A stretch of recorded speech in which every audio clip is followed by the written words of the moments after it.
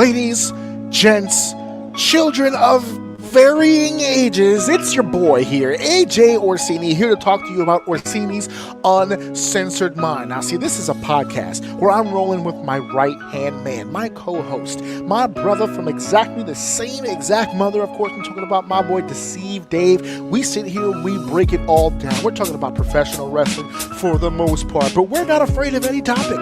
We'll talk about it all, Marvel, DC, comics. We're talking movies, we're talking music, we're talking sports. We are all over the page. You want to hear about politics? Not here. All fun, all day, 24/7. We got the laughs, we've got the giggles, we've got the chit-chat, we got the bone chit-chat over here. Come down to Orsini's Uncensored Mind, where you can have a good time, have your voice heard, and hear some of the best opinions about all things that's going on all around the world, man. We share, we care, we want to hear what you've got to say, and of course, we want you to hear what we have to say. It's Orsini's Uncensored Mind. AJ Orsini, Deceived Dave. Check us out at www.podbean.com/AJOUM, or head over to the Linktree at Linktree/AJOUM. Check us out.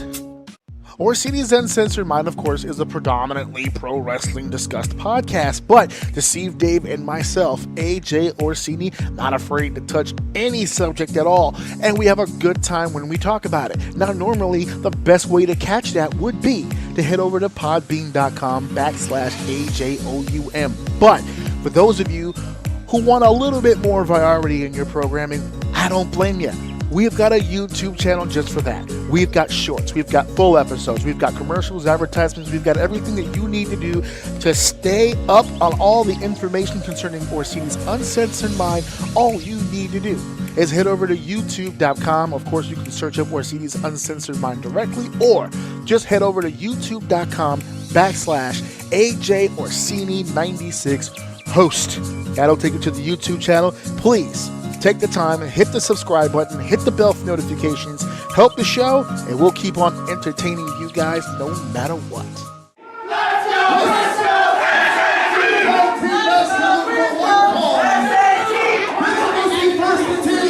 To my left, from Center Point, Delaware, welcome our way to 450 pounds. We are the reigning Ring of Honor World Tag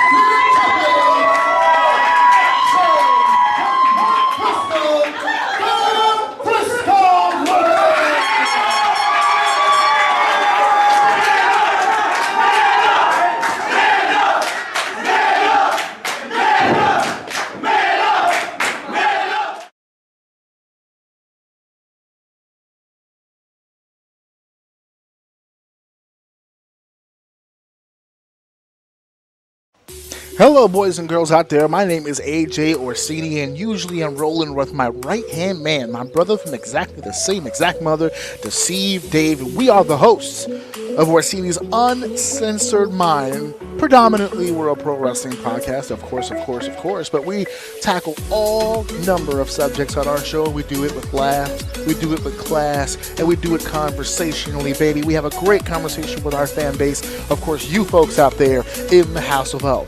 And now is an opportunity for you to jump on board and be a team member. How do you do that? Very simple.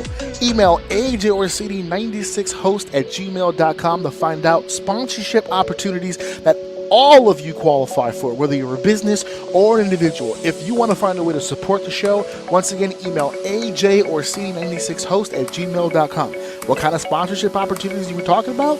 I mean, we range from anywhere from $1, $5 to $10. What do those numbers buy you? Email the address, AJOrsini96host@gmail.com. We'll have the conversation. It's an easy peasy system, and you'll be able to get your word out. Whatever it is you need said, whatever it is you need done over the airwaves of Orsini's Uncensored Mind. Let's not just be fan and host, folks. Let's be partners. Head over to the email, and I'll email now about sponsorship.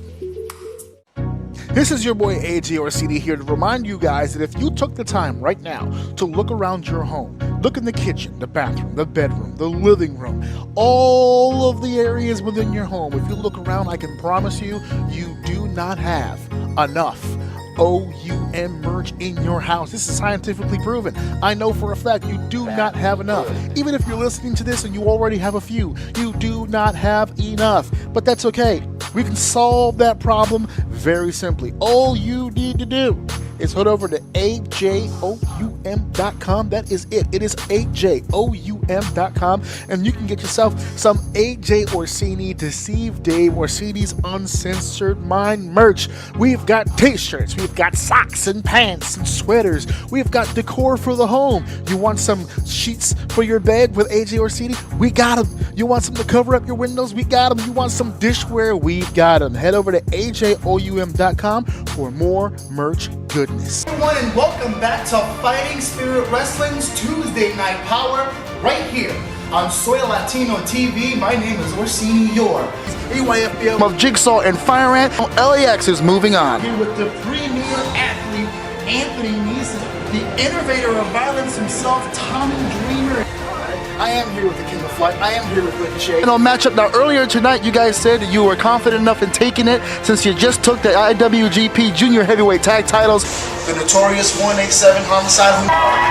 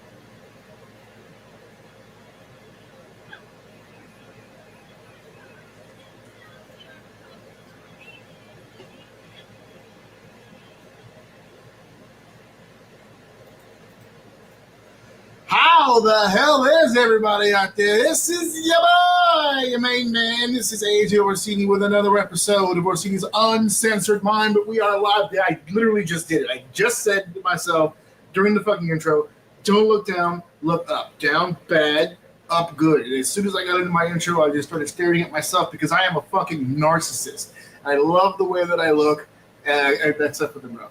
But we are here with another episode of Orsini's Uncensored Mind, and today is a live edition of the show, 292 in the books. We're going to put it in the books here today, and of course, the topic of the day, tomorrow night, live in Indianapolis, the best thing that happened in Indianapolis since Peyton Manning. It's the Royal Rumble. The WWE is in town, and not just in town for any reason. We are on the road to WrestleMania. Everyone who watches this show or listens to the show more appropriately knows how important WrestleMania is to me. It is my holy day of Sabbath. It is the greatest day of my life every year. It is WrestleMania, the birth of my child, the wedding, and everything that happens after that. WrestleMania is a big, big deal, and we start our road to WrestleMania tomorrow. And of course, in spirit of that, I could not do that alone. I will be traveling the roads with a group. That's right, we've got ourselves a panel here to discuss the Royal Rumble of 2025. I have just enough people to try to pull off the game. We'll see what's happening. Apologies off the bat for the late start. We had some technical issues, of which I'm still kind of going through. And it's okay. It's all right. We're going to make this happen because I've got a great squad with me. And when you've got a squad of old behind you, there's nothing you can't do. So up first, of course, my first guest that I have to introduce, my right-hand man. He's literally been my right-hand man pretty much his whole life and my whole life. Of course, I'm going with the master of deception himself, Deceive Dave. Both of us rocking the blur background because I refuse to let you people in on what the hell's going on back here. It is chaos. It's not good. It's not good. I'm not proud of it, and that's why we're blurring it out now. Normally, I'm just very cavalier with what's going on in my background, but not today, sir. The workout equipment is all over the fucking place. There's a lot of stuff going on because Operation Be Less Fat Part 3 is hard body right now. We're getting into it. The gummies. We've got the fiber gummies. We've got the vitamins. We've got the trips to Planet Fitness. We've got the walks around work. We are making it happen, Captain. And we're not the only. Dave's not the only one on this trip. we have a brand new voice that we will be bringing to the show. It is her debut on the podcast. Of course, I'm talking about my homegirl, Lily. She's in the house. What's up, Lily? What up, guys? Now, this is going to be weird for me and Dave. We have a sister Never named weird Lily. for me. Oh no, that caught me off. No, okay, It's like I'm a part of the family already. Like I'm Definitely a part of the OUM family as of right now. We love the fact that you're on the show today. You were suggested to me from a buddy who I originally invited on the show and has just canceled on me right now. But his guest, his plus one, is here. She's got the time. She's making it happen. Daniel, if you're listening, no hard feelings, bro. Get that bag, brother. Yes, hard feelings. Yes, hard feelings. Cause I ain't paying you to be I'm on hurt. here. So go ahead. Follow the Make buck. it coins, Follow the Daniel. buck. Make it coins. So we originally had 5 people set. This was set to be the biggest Royal Rumble roundtable in OUM history. However, due to call-outs, we are down to the 3. Or so I thought. Because then, mysteriously through the fog, came a savior. A man only worthy of true friendship. I mean, this individual comes through all the time. He is a man's man. Some might say that, indeed, murder is bad. Of course, I'm talking about my main man. Whoa, brother! Whoa. It's the captain himself. Don't come in double fisting like that, bro. Oh, wait. Like this. Check it the rope. Check it the rope. I'm so happy. I feel like he was doing jazz hands. I'm like, oh my god. The Jonah Hill. Right? I'm so excited. Oh, he is indeed back. You know how hard I have to try to keep this guy off the show? Yeah. I try to get new people on the show all the time. You do. But Joe is the most consistent human being on I'm planet probably was Earth. sitting there at the computer like this. He messaged me. I was like, He oh, messaged me. He messaged me at 7. He was like, "What's up? What's going on?" Like he was disappointed. What the fuck? Like, come on. A good thing this wasn't on Patreon, or I would fucking ask for my money back. He was waiting on the sidelines, like, yo, you need me? you know what? That's what happened. I was like, yo, you need a hot tag? He did. He did. He was like, "You want the fucking hot tag right now? Call me in, coach. Right here, look. Like, there you go. Tag me in, son. Come on, I'm ready. I even to had go." the hot tag gift. I was ready. Now he's got the. That's, by the way, that's the Sasha Banks gift. He did not utilize the Mercedes Moné gift, No. which probably would have cost you an extra $1 or $2 to use Probably. on It hurts you either not Android cheap. or Apple device. Oh my god. But listen, folks, we're here to talk about the Royal Rumble. I'm extra excited. Dave is a familiar voice on the show. Joe, you're a familiar voice on the show. Lily's brand spanking new to the show. Welcome, Now, Lily. we have a very unique situation on our hands here on OUM. Normally, whenever I hear that there are individuals looking to begin their career in the wrestling business, I usually go on some sort of a spiel or a rant here on the show. That will not be necessary today. Lily is looking to begin her professional wrestling career. So I have the opportunity of completely talking her out of it throughout the course of the next 2 hours.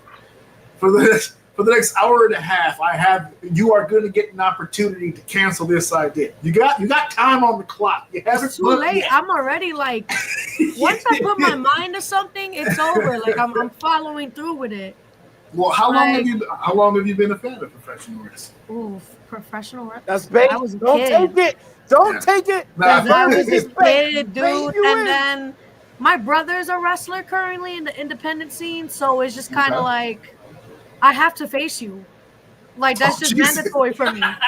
Like whatever sibling rivalry we had, now we could settle this in the ring, bro. So your motivation right now is pettiness. It's just like I gotta kick his ass. I can't let him live his dream with his ass unkicked. Mandatory. Mandatory. And you're all signed up, ready to go. You're beginning your training with Fallout Shelter. Shout out to my boy. Had to wear it tonight. I'm trying to get her brownie points before she goes in there. Colossal Michael. I love that. Let them know AJ Orsini sent you. Not only will they smile about it, they'll probably bump you harder because of it. Yeah, you get an extra.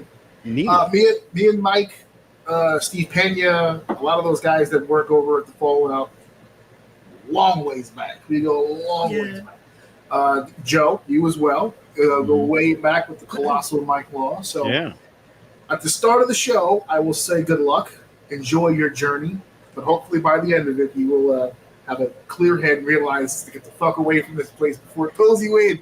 Before it pulls you in and poisons your soul. It's going to be so hard to take me out, man. Like, I'm already deeply invested. Like, I spent my whole first year last year, like, just going to as many shows as possible. Did a lot of studying. It's just, even watching, like, old matches from, like, NXT TakeOver. Like, I was just watching Shinsuke versus Sami Zayn. That was just beautiful match in TakeOver. And then Lucha Underground, Penta, and who we know now is Io Sky. Yeah, that was just so funny. She's bringing that up because I just watched that. Oh my gosh, that's a great match. I sent you that fucking link like a week and a half ago. Yeah. You are the fucking worst. I mean, listen. First of all, you're not wrong, but I watched it as soon as you sent it to me. Okay, but then you watched it back recently. No, my recently was that you sent that shit a week ago. That's recent. Sure. Okay, we'll go. All right. But I'm glad that you saw it. Now that you have seen it, what did you think of the match? Because we were just talking about to kind of pull the curtain back a little bit for anybody who didn't listen to the last episode. We were talking about Penta and the debut and the history of, and we'll get a little bit more into that as we get to the chat about the Men's Royal Rumble, because I'm sure he'll play a big role in that. He's going to have something somewhere in the middle. I promise you, it'll be Penta time. But what did you think of the match, Penta and Io? Because I kind of overhyped, but I want to see where you landed on it. Who you? Which one? We both you, saw Dave, the one who just saw it. Yeah. I thought it was good. When I looked at it, I saw it as, all right, he makes a lot more sense to me in the WWE. I think he's going to be perfectly fine. And then when I saw him in the WWE, I'm like, all right, this dude's coming. It's almost like he's coming in as the person who's that top spot, teaching people how to work. So for him to come in at that mid card, when I see him versus somebody now, I go, oh, this is going to be work. This is training. This is getting you prepared. Because for me, he already fits in. I feel like he's been there just as long as Mysterio's been there. But the Io Sky show. There was the sun, there was dirt, and then there was Rey Mysterio. Whatever can get it. What with the Io Sky confirmed to me is that this dude can work with anybody and just make him look devastating. The only catch is what style they want him to work. That's the only thing really that's going to take time. The adjustment of, instead of an AEW match where you'd have 3 matches in one, and you need to have 1 match inside of 3 matches. Just spaces things out. Because everything he does gets a pop. Even to the WWE universe. So. And in the future, I don't know if this is the place to talk about it, but in the future, I have an argument to your arm breaker. Oh, right. Okay, well, all right. This may not be the place right now because he's not main topic, but spoiler, I kind of like what they're doing with it, but we'll talk about it another time. All right, but okay, not to give anything away, but you like what they're doing with it, but can you understand where I'm coming from with the idea of? I get it, but when you move, we'll talk about it another time. All right, we'll get back. He's like, I don't want to go down a spiral, bro. Like, just listen. And we will, because that's been our whole life. Remember I said I could make him sing it for 3 hours? That's an hour, right? I believe it, and I understand why, especially if we're talking about Penta. Oh, yeah, it's going to take 3 hours. Joe, my main man, Joe Pombo. Spoiler alert, we're going to pull the curtain back again. Whatever we discuss here, I'm sure my wife and his wife will be really irritated to hear again tomorrow, because I'm going to be in Casa del Pombo tomorrow to see the event. The deluxe apartment in the sky. That's right. There has been talk of grilled chicken, so I'm excited. There will be grilled chicken. Yes, there's grilled chicken. I can't wait. See, Operation Be Less Fat continues even at the Royal Rumble. That's right. Because Joe Dove has also Operation Be Less Fat. He is 30 pounds lighter than the last time I was on your show. Nice. That's what I'm talking about, baby. My shirt's a little bit big. My shirt's maybe a little big. My belly might be big. Yeah, that's right. You don't have that Jupiter spot on your side, though, right? No, there. no, I don't. Thankfully. I do have a spot now because I had a surgery last year, but. Well, let's not. You're still beautiful. Forcing him to bring that up, AJ. Good fucking job. Just when he forgot about it. Was it a sore topic? I wish. How about a It's so I was really like, quickly I got before shot, but... really quickly before we go, where she's already getting fans. There you go. There's some family stepping up for you.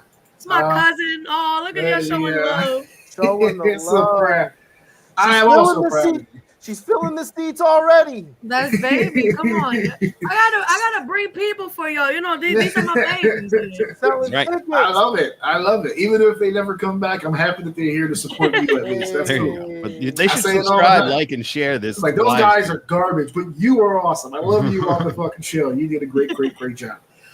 So I know that everybody was prepared for the game. The game was kind of set up perfectly for the 5. So I'm not really, if it's okay with the panel here, I have some backup things to talk about instead. I'd like to save the game for another time. But in spirit of the game, as far as picks, our putting together our dream Royal Rumble, I'm having a much easier time now that thing is flashing on me, because now it's irritating me and I can't help but look at it. So you're looking down the back. By the way, the camera that I'm staring into is another Joe Pombo original. Look at that. I'm just giving all the love. Look how clear this bitch is. I know. Once you get that clean HDMI, you rock. No, the issue I was having on my laptop was I had a shitty processor. Because every time it would go to the video, it would just shut the fuck off. Oh, that's because you didn't buy a Mac, like I told you. Yeah. I'm not on the Mac right now, and the show looks silky smooth. Wait, did you get the one that I recommended? Is that what it is? The laptop? Yeah. Well, the one that you recommended, I did in fact buy. You know where it is right now? It's in the fucking shop. Because the fucking lid, something with the lid, it has these 2 sockets that allow you to pull the lid up. The one on my right is all like tagged like that. It's all weird, and it's like off to the side.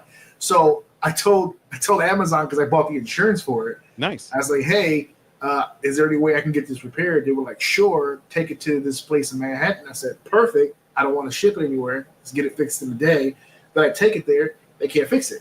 So they said, well, Amazon said if you can't fix it, they might reimburse you. So I went back to Amazon. And they refused. It wasn't they refused to reimburse me. They were just trying to find other methods in order to get this done. So I ended up shipping it out. So that's where it's at now. Should be back in a few days. So right now I'm on the wife's laptop. Oh.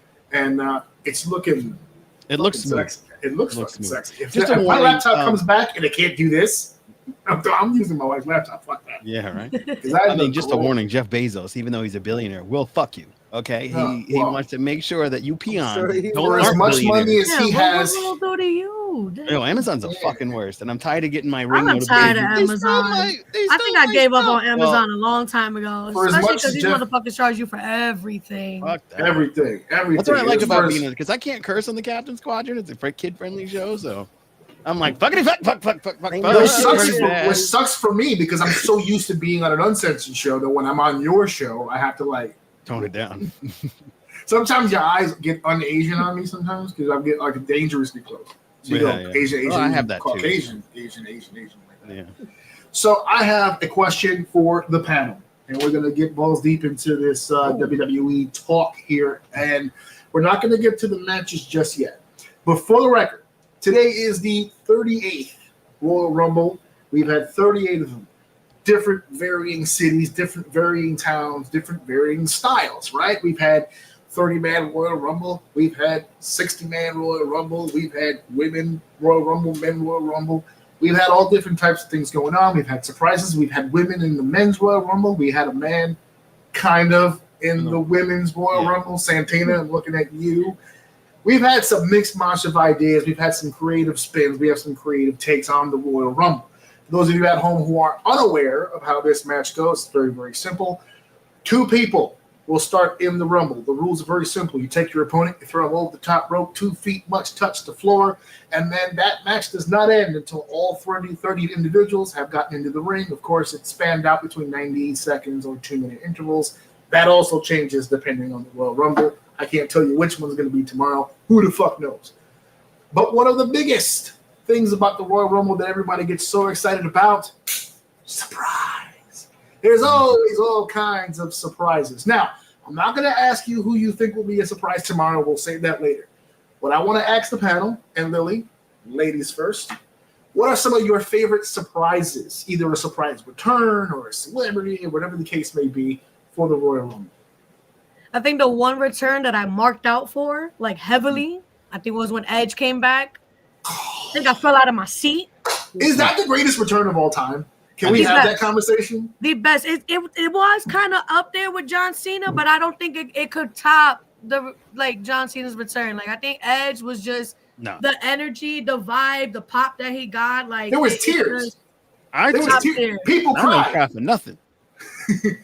People cried when he came out. I passed away. I didn't cry at my daddy's funeral. There was a video that I saw of a lady who was recording herself in the audience, like for her reaction for the entrances. She's recording herself, and the music hit. You think you know me? She went, woo! And she got excited. Woo! It just turned into pure, just like she just started bawling, and you can't see though. Like that. I'm not even mad at it. Yeah. Return ever. I didn't really feel emotional until after the running around and the smoke cleared, and then I saw his face then. Like that little somber moment he had looking around the arena in full gear and just he was emotional as hell, dude. Like it didn't help. It didn't help when they did the behind the scenes thing and Beth Phoenix is like fucking bowling in the fucking gorilla position, and you're just like, all right, this is insanity. This is insanity. Beth Phoenix when she was in the the men's Royal Rumble, it was just. I know Edge was proud as hell. He was so proud just watching his wife, just everybody. Like Coco to everybody. He's in a unique position. His wife could actually work, so he knew his wife. He knew his wife was going to be safe. It was just a matter of having fun. Joe, what are some of your favorite surprises? Some of your favorite returns? Some of your favorite whatever the case, a surprise, something that shocked you. I'll never forget the tumultuous ending where Bret Hart went over the top rope. And we didn't know who actually won the Royal Rumble. It was up in the Bret air. Hart Luger situation. Yeah, we didn't know what was going on. My wife has been married to me for 21 years. She just found out last week that there was 2 winners that year. She's like, "Wait, what the fuck happened?" I was like, "Oh, wait, hold the phone. Sit right there. Let me put the Peacock app on. I'll show you. You want to watch this? I'll show you. Yeah, watch this. I'll show it to you." Yeah, that was a crazy. As a kid, I remember watching that confused as fuck. Yeah, and then one rep, but his foot, and the other rep, but his foot, and then. Yeah, that was the. Well, at least Vince didn't tear squads on that one. Well, yeah, there you go. I always wanted to see Kofi win a Royal Rumble, but that. Oh my God, yes. Because he always has these like dope, except for last year, they just threw his ass out. But he did two years in a row fuck up, and they said okay. Oh really? Yeah, they ended it. But he usually had all these like dope like ways to hold on, like jump on another guy and like walk off. And now Naomi's the one with the she's taking the mantle. She's taking the mantle and still won't win the Royal Rumble. I know what. It's all right. It's all right. Dave, you have any memories of a return or any kind of? Nah, that's too niche for me. Honestly, while I was talking, I was watching some returns, and I could not name any of these. I don't remember this stuff. This is too niche for me. I have a debut that was like the worst kept secret ever, and yet because of my history of being disappointed, it's still kind of like I can't believe it was more like I can't believe they actually did it as opposed to oh he's here. It was just like this happened. AJ Styles was a shocker for me. Oh yeah, because not that the WWE wouldn't sign him at some point, but to debut him in the Rumble. And in with Roman Reigns in the ring, and now it's like they throw in AJ because everyone forgets that match was for the WWE Championship. Oh yeah, Roman was defending the title in that Royal Rumble. AJ went on, I think, for the next. It was that match, and then the next 2. Every time AJ went to the Royal Rumble, he was either competing for or was the WWE champion, like right out of the gate. And I can't believe all this is happening. Honestly, Roman's face. Because, like, if you really watch, he's looking around like, who's that? Yeah, because he didn't recognize his, like, the confusion on his face was hilarious. Music, whose music is that? Who's this? And then it dawned on me after he got the pop. I mean, they're in the ring, and then it dawns on me, they're in Orlando. of all the places to debut AJ Styles, I'm like, that's pretty freaking cool. So yeah, AJ stands out to me. I got a couple others. You use an appropriate word about marking out. A couple times. Diesel comes to mind. When I just wanted to hear. Yeah. That was everybody else in the house with me was just like, "What the fuck?" I was like, "I don't give a shit. This is amazing." And then he got to the ring and tore his quad. And then, there you go. Right, and as per the script. I think as wrestling fans, we've all experienced that moment of being the only one in the room that kind of gets it. Like, oh my God! Everybody's like, I don't. Okay, cool. I'm feeding off your energy, bro. Go for it. I had a moment, and we'll talk about it during the ladder match. When we talk about the ladder match, there was a moment that happened on Saturday Night Main Event between Sean, Cody, and Kevin.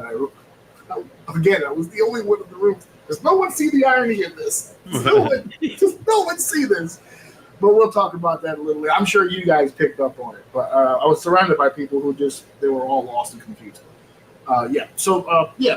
This pay-per-view is probably the one pay-per-view out of all the other pay-per-views, Survivor Series, SummerSlam, WrestleMania. You don't really get surprise factors like you do with the Royal Rumble. You'll get debuts, you'll get returns, you'll get a few moments, you'll get the WrestleMania moment or something like that. But Royal Rumble's kind of known for that.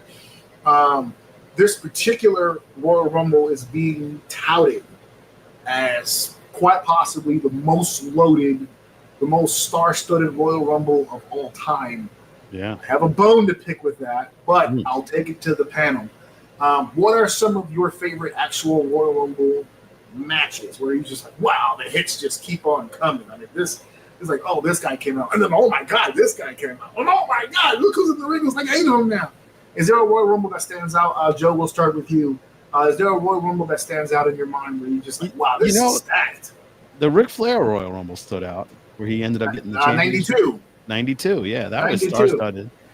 Was that Hogan, Savage? Yeah, it was like full of people. I was like, oh God. And then Ric Flair, number 1, the first guy to do it. No. Oh, was he number 2? Flair was 3. Oh, 3. I knew it was like early numbers. It was like the 2 guys started. He was the first one to come out through the numbered entrances. But yeah, he came out, won the whole. Oh, he was the 60-minute man, baby. That's right. Woo! You go all night long with Flair, baby. Woo!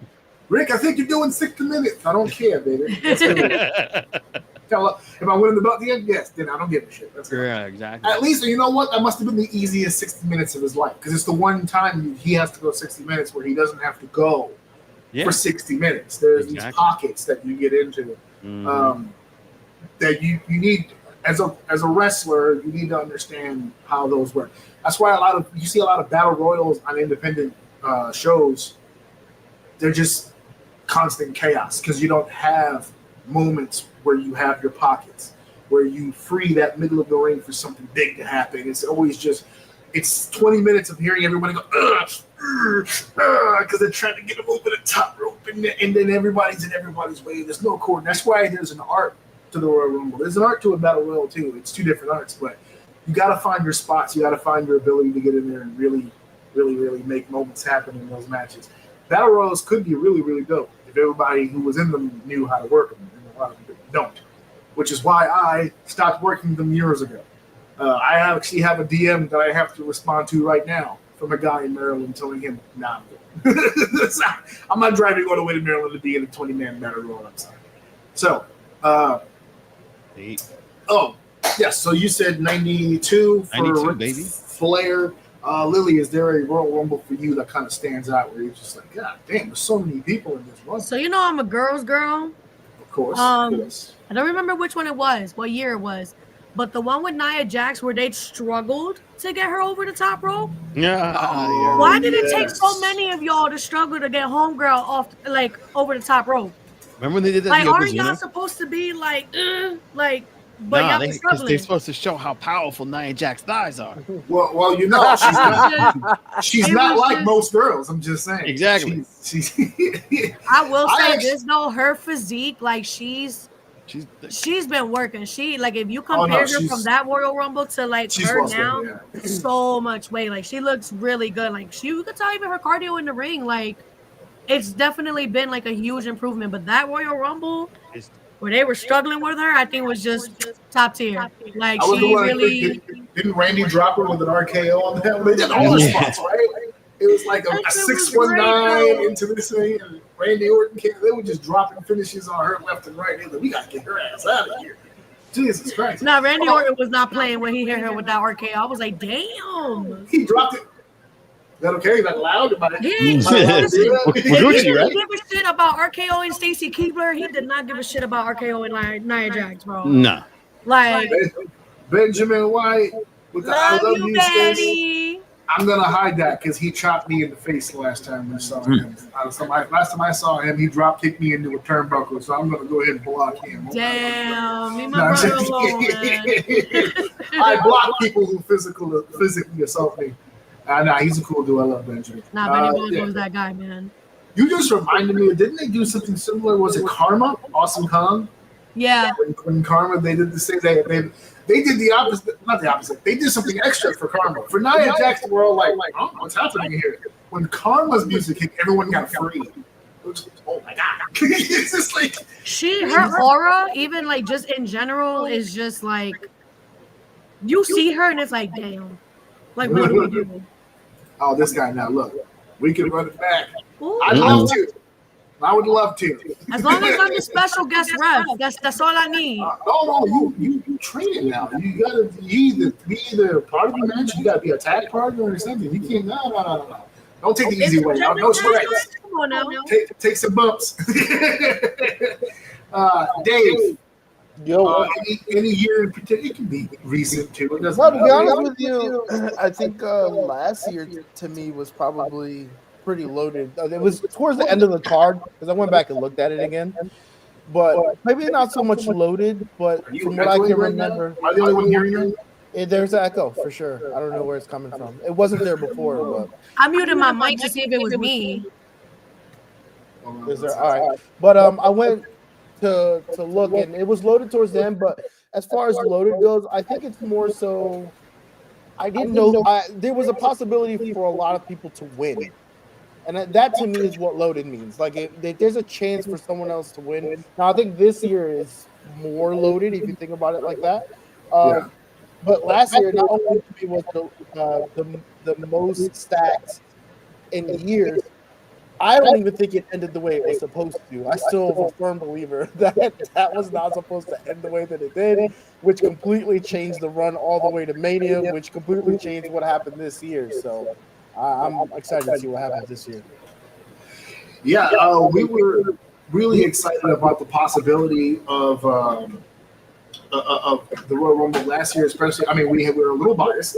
We were getting ready for a WrestleMania that we were going to attend, so we were a little bit more involved with that particular Royal Rumble. But that was one of the perks to last year's Royal Rumble. It was very, very stacked. Anybody could win. I do feel like when we talk about it here today, that it's going to be a lot like that too. A Royal Rumble that stands out for me as far as stacked, I got to go to 2002 because 2002 Is that when that's Steve Austin, that's The Rock, that's The Undertaker, that's Triple H, Mr. Perfect came back. We're talking. It's a loaded goddamn. The Hurricane is in this. nothing higher than the Hurricane. That was the Hurricane spot where he tried to choke slam Steve Austin and Triple H. Oh yeah, and they looked at chucked like, his bitch ass up in the top rope.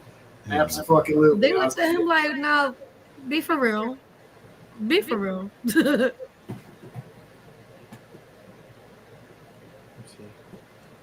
Hello. Hello. You're good. Hi, I think I lost my. Hold on. There we go. Hey. Hello. welcome back. Yes. There we go. Sorry, I was fiddling with stuff because I'm still hearing. Is anybody else hearing that echo? Yes. We're all hearing the echo. Okay. All right. So I'm trying to figure out on my end what's going on with that. It might be.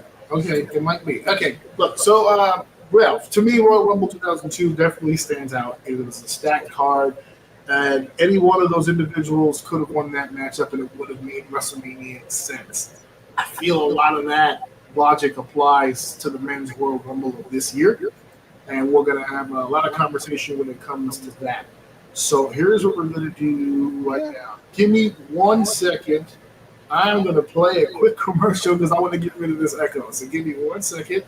You play my commercial if you want. I can do what now? I can do what now? You can play my commercial. The one you did for me, that was great. Yeah. That was great. Love that from the top. From the top. That one is just dope. I don't even know what that is. I know I have it. I do want to find it.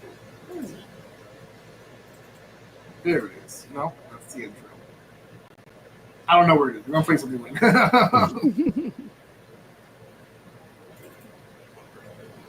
This is AJ Orsini, and alongside Deceived Dave, we are the hosts of Orsini's Uncensored Mind. And what better way to let the whole world know that you are a fan of the OUM than by heading over to AJOUM.com. You see what I did there? One-stop shop for all things Orsini's Uncensored Mind and Deceived Dave. We got all kinds of products. You need yourself a t-shirt? We got them. Men and women? No problem. Hoodies. I got the zip up and the pull up. We got tank tops. We got face masks. We've got mugs. We've got cups, beach towels, phone cases, stickers, all kinds of merchandise available with the official classic Orsini's Uncensored Mind logo and the comic book Orsini's Uncensored Mind logo. And now, brand new, here at the AJOUM.com, you can get yourself some Deceived Dave stuff, man. All the products I just mentioned to you with the official Deceived Dave logo on it. This is a one-stop shop. You can't go wrong. If you want to rep being part of the Squad of O, this is the place to go. Very simple, AJOUM.com.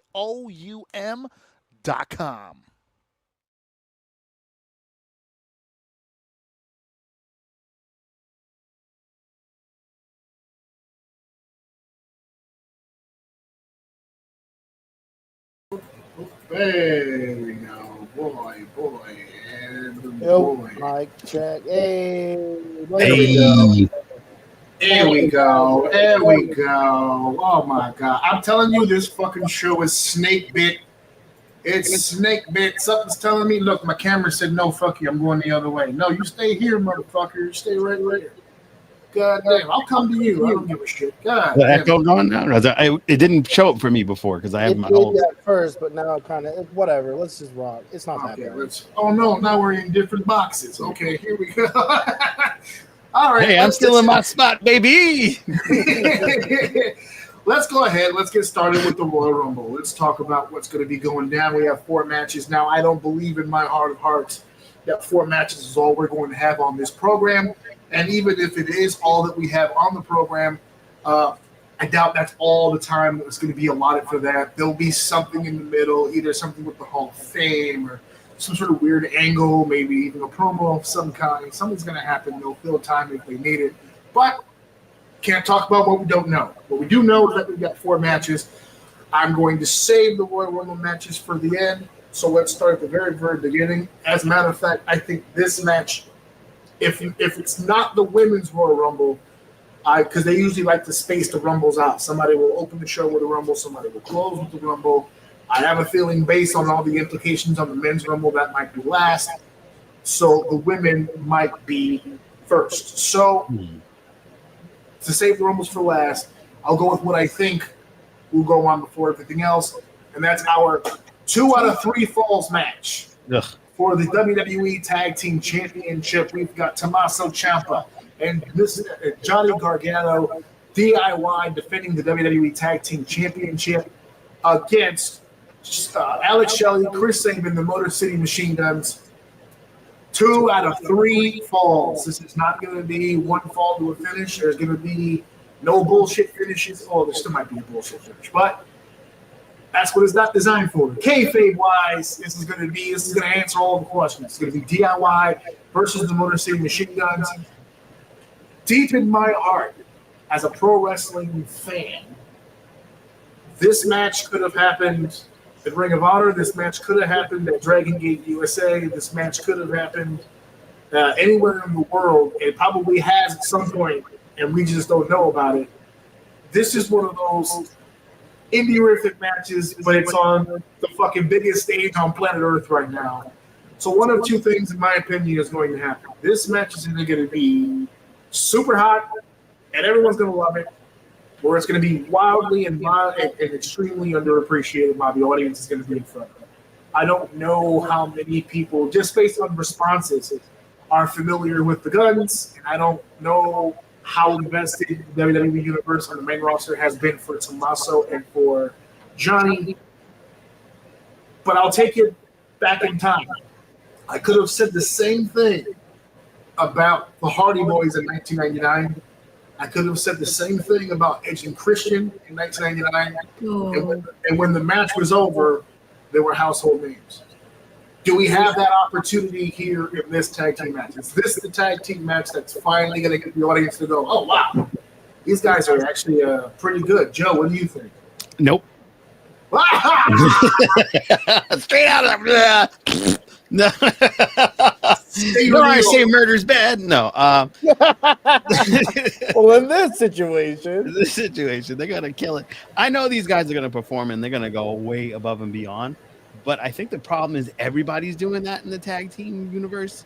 You're seeing a lot of that, especially over in some of the other brands, where they just kind of like go these spots and go over the top. And eventually, what's gonna happen is it's gonna be like, okay, the story is going to lead into the buildup that people are going to be invested in. This is why I watch wrestling, because of the story, not the hot bodies. I swear to God.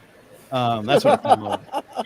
But I swear it's not that. It's not that. It's not that. But he is married to a woman, guys. I am. Yes, I am. Very tall, statuesque woman, nonetheless. I just think that the whole opportunity is kind of like kiboshed with the over-the-top tag that you get in AEW. People want that level of chaos, or they want, something different.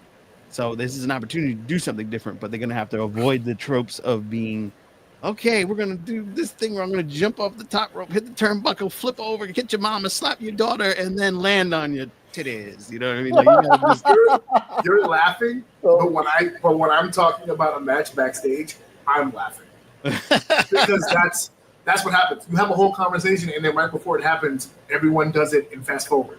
Mm-hmm. So there's like, and then you, and then you're here, and then you're this, and then bam, and I'm gonna be here, and then the both of us, boom, and then and I'm just like, what the fuck is what happened? With the Yeah. Did the crowd pop? Did you come? Where's what happened there? Because I don't want to come in the ring. I don't feel comfortable with who's in there. Yeah. No. So the way that you just explained it happens like that a lot, where it's just like it's bing bang boom boom, and then we're here. That's one of the reasons to this day I will always say this story. I'm always astonished because the Young Bucks, to me, are the masters at that. They remember everything. They don't even have to look at you. And have it in their head, and then he's going to do this, and then he's going to do that, right? And he's going to be there, and then when Nick does this, and then I'm going to flip into this, and it's like, what? How am I supposed to call all that? It's like, oh, okay, I'm gonna just say you flipped like 6 times, and then we'll go about our business. Because that's what they used to do when I used to call Young Buck matches. Because when you really want a spot to go over, you let the commentator know to make a big deal of the spot, right? So that it's like a big thing. But they didn't let me know about a spot. They would let me know about a sequence of spots. So it's like, and it's all the shit that you guys have seen. So it's like, oh, he's going to do this move, then Nick's going to 450. When he 450, he's going to cartwheel back into the rope, backflip off that. And then I'm going to pick him up for the tombstone. And then Nick's going to do the whole deal with the fucking thing, he'll springboard move. And I'm like, what the fuck's happening? I don't know. Let me see. I'll see it first. Because everyone knows the spots now, but he was telling me this shit in fucking 2011. I hadn't seen it yet. So I was just like, okay, all right. Break it down for me again. So yeah, it's definitely one of those like technical, you got to remember this. You hit the nail on the head when it comes to the storyline of it. I don't know if you guys have been following with the storyline, but apparently Alex Shelley is the teacher and Johnny Gargano is the student. Yeah. That seems to be the whole deal. And Alex had that really cool line. It's like, and I'm going to teach him one last lesson. And I was like, really, though? Johnny's a former NXT champion. Yeah, I was going to say, you can't really teach this guy much because he's done a lot. Yes, the fuck you can. I don't know what the fuck we talking about. Yeah, you were still working those 80 people in a room shows while he was over here fucking smashing it. You know what I'm saying? Yeah. Like, Yeah. He was just at WrestleMania. Me and my brother saw him. They gave him the DX entrance. That was a whole thing. Yeah, because of the R-Truth. Yeah. I feel like that was like a way for them to be like, oh, like to put Shelly over. It was like, oh, you like Johnny? Well, he's above Johnny. He's not, though. Right. It's like when Kevin debuted and John Cena was going to try to give him advice. He's like, blah, blah, blah, blah. I've been doing this longer than you. I'm like, I mean, you're not wrong. You've been doing this longer, but I mean, it's not really the same. Lily, how hyped or unhyped are you for this tag team match? And where do you fall with the whole 2 out of 3 falls thing? Does that enhance the match? Is it a useless stipulation? What do you think? So I have mixed feelings about it, honestly, because it's like they definitely have the opportunity to make the match go over. But I also feel like because a lot of the fans, this is just what I think, like I don't think they've appreciated like their past history and stuff like that. So because like they don't really know about that, I feel like fans won't really know the hype of it because this match is it's meant to have a lot of hype, honestly, especially if you truly know the history. I'm hoping that they work their asses off and put the match over because I really do think they have that opportunity. But if that shit fumbles, then it's probably not going to be the best match of the night. But I got my fingers crossed that they go over. I love DIY. I've always loved DIY. Alex Shelley, like he's had great matches, but I'm not that big of a fan of Alex Shelley. Like, and I really don't like their tag team faction. Motor City Machine Gun? I'm not. You know what it gives? It gives Pure Fusion Collective. Like I feel like they just kind of threw some shit together. Like, God damn it! I'm sorry, bro. Like, I'm not a fan of the name. Oh man, jeez, Louise. Like, but fingers crossed that the match goes over. I'm really hoping so. Like, but if it doesn't, it might not be the best match in the night. Oh man, we're just now learning about each other because I happen to be one of the biggest Motor City Machine Gun fans ever in the world. No, but that's fine. We were, like I said before we even went on the air. Say it. I don't really give a shit. No, I've always been a fan, and not from the working perspective, but like an actual, like when they were doing their TNA deal, and when they first started, and they were doing those zing zang moves with the slip and the kick and the blah blah blah. Like, shit was hot, so I was like, oh, all right. And that's what I mean. Like, if you know, like, if fans truly know like their previous work, then this match will be deeply appreciated. But if they don't, it might not go as over. That's what scares me because I don't know if they can do the shit they would have done before. Now they got to do the whole wrist lock. Yeah. Dave, 2 out of 3 falls. You and I had a conversation on the show not too long ago about the debut of the Motor City Machine Guns, and we talked about how that style would transition over. It's been a little over a month now. Actually, we're close to 2 months, I think, now. And we're starting to see very snippets of what they can do and what they used to do in the past. But how are you liking the matches so far? No, before I go on, I want to ask Joe: are you watching AEW currently, like at all, even in a little bit? Yeah, I am watching a little bit. Okay, and I just wanted to make a point, and this will kind of answer your question at the same time. Is so I'm actually excited, not necessarily for the people involved, but I'm interested to see how this goes, if they can pull it off. Because this will piggyback on our conversation, I think, last pod about tag team and where that's going and where we really want them to go and how we want, and building on that. This is a big moment to really drive that point. And I bring up AEW because you made mention that they do all this ridiculous stuff. There's always 16 people in the ring at a time. But I feel like WWE fans, I can't speak. I feel like they're deprived of that. Like if they're not watching AEW and they're just watching this product, they're not really tainted by all of that. So if these two can come and do indie stuff and do what they do clean and make the match look good, I feel like this could make WWE fans a believer of the tag team kind of doing something, being entertaining, driving a story. And I like the fact that they're doing this and it's not DIY versus New Day or Motor Machine Guns versus New Day. Because I think New Day is working on something new on their own, which is good. They're developing. Bad They're day. developing that side, which is I think it's awesome. I'm having fun watching that. But what's important here is I like that it is these two because they can come in and do what they do best and have a good match. I don't think they have to worry about telling too much story here. I think they need to make this look exciting. If they can make it do that, then all they have to do is I don't know what you did, but I can hear myself like really bad. Go ahead. But if they could, dude, I can't think. You got to change whatever that is. Just change it back, please. All right, thank you.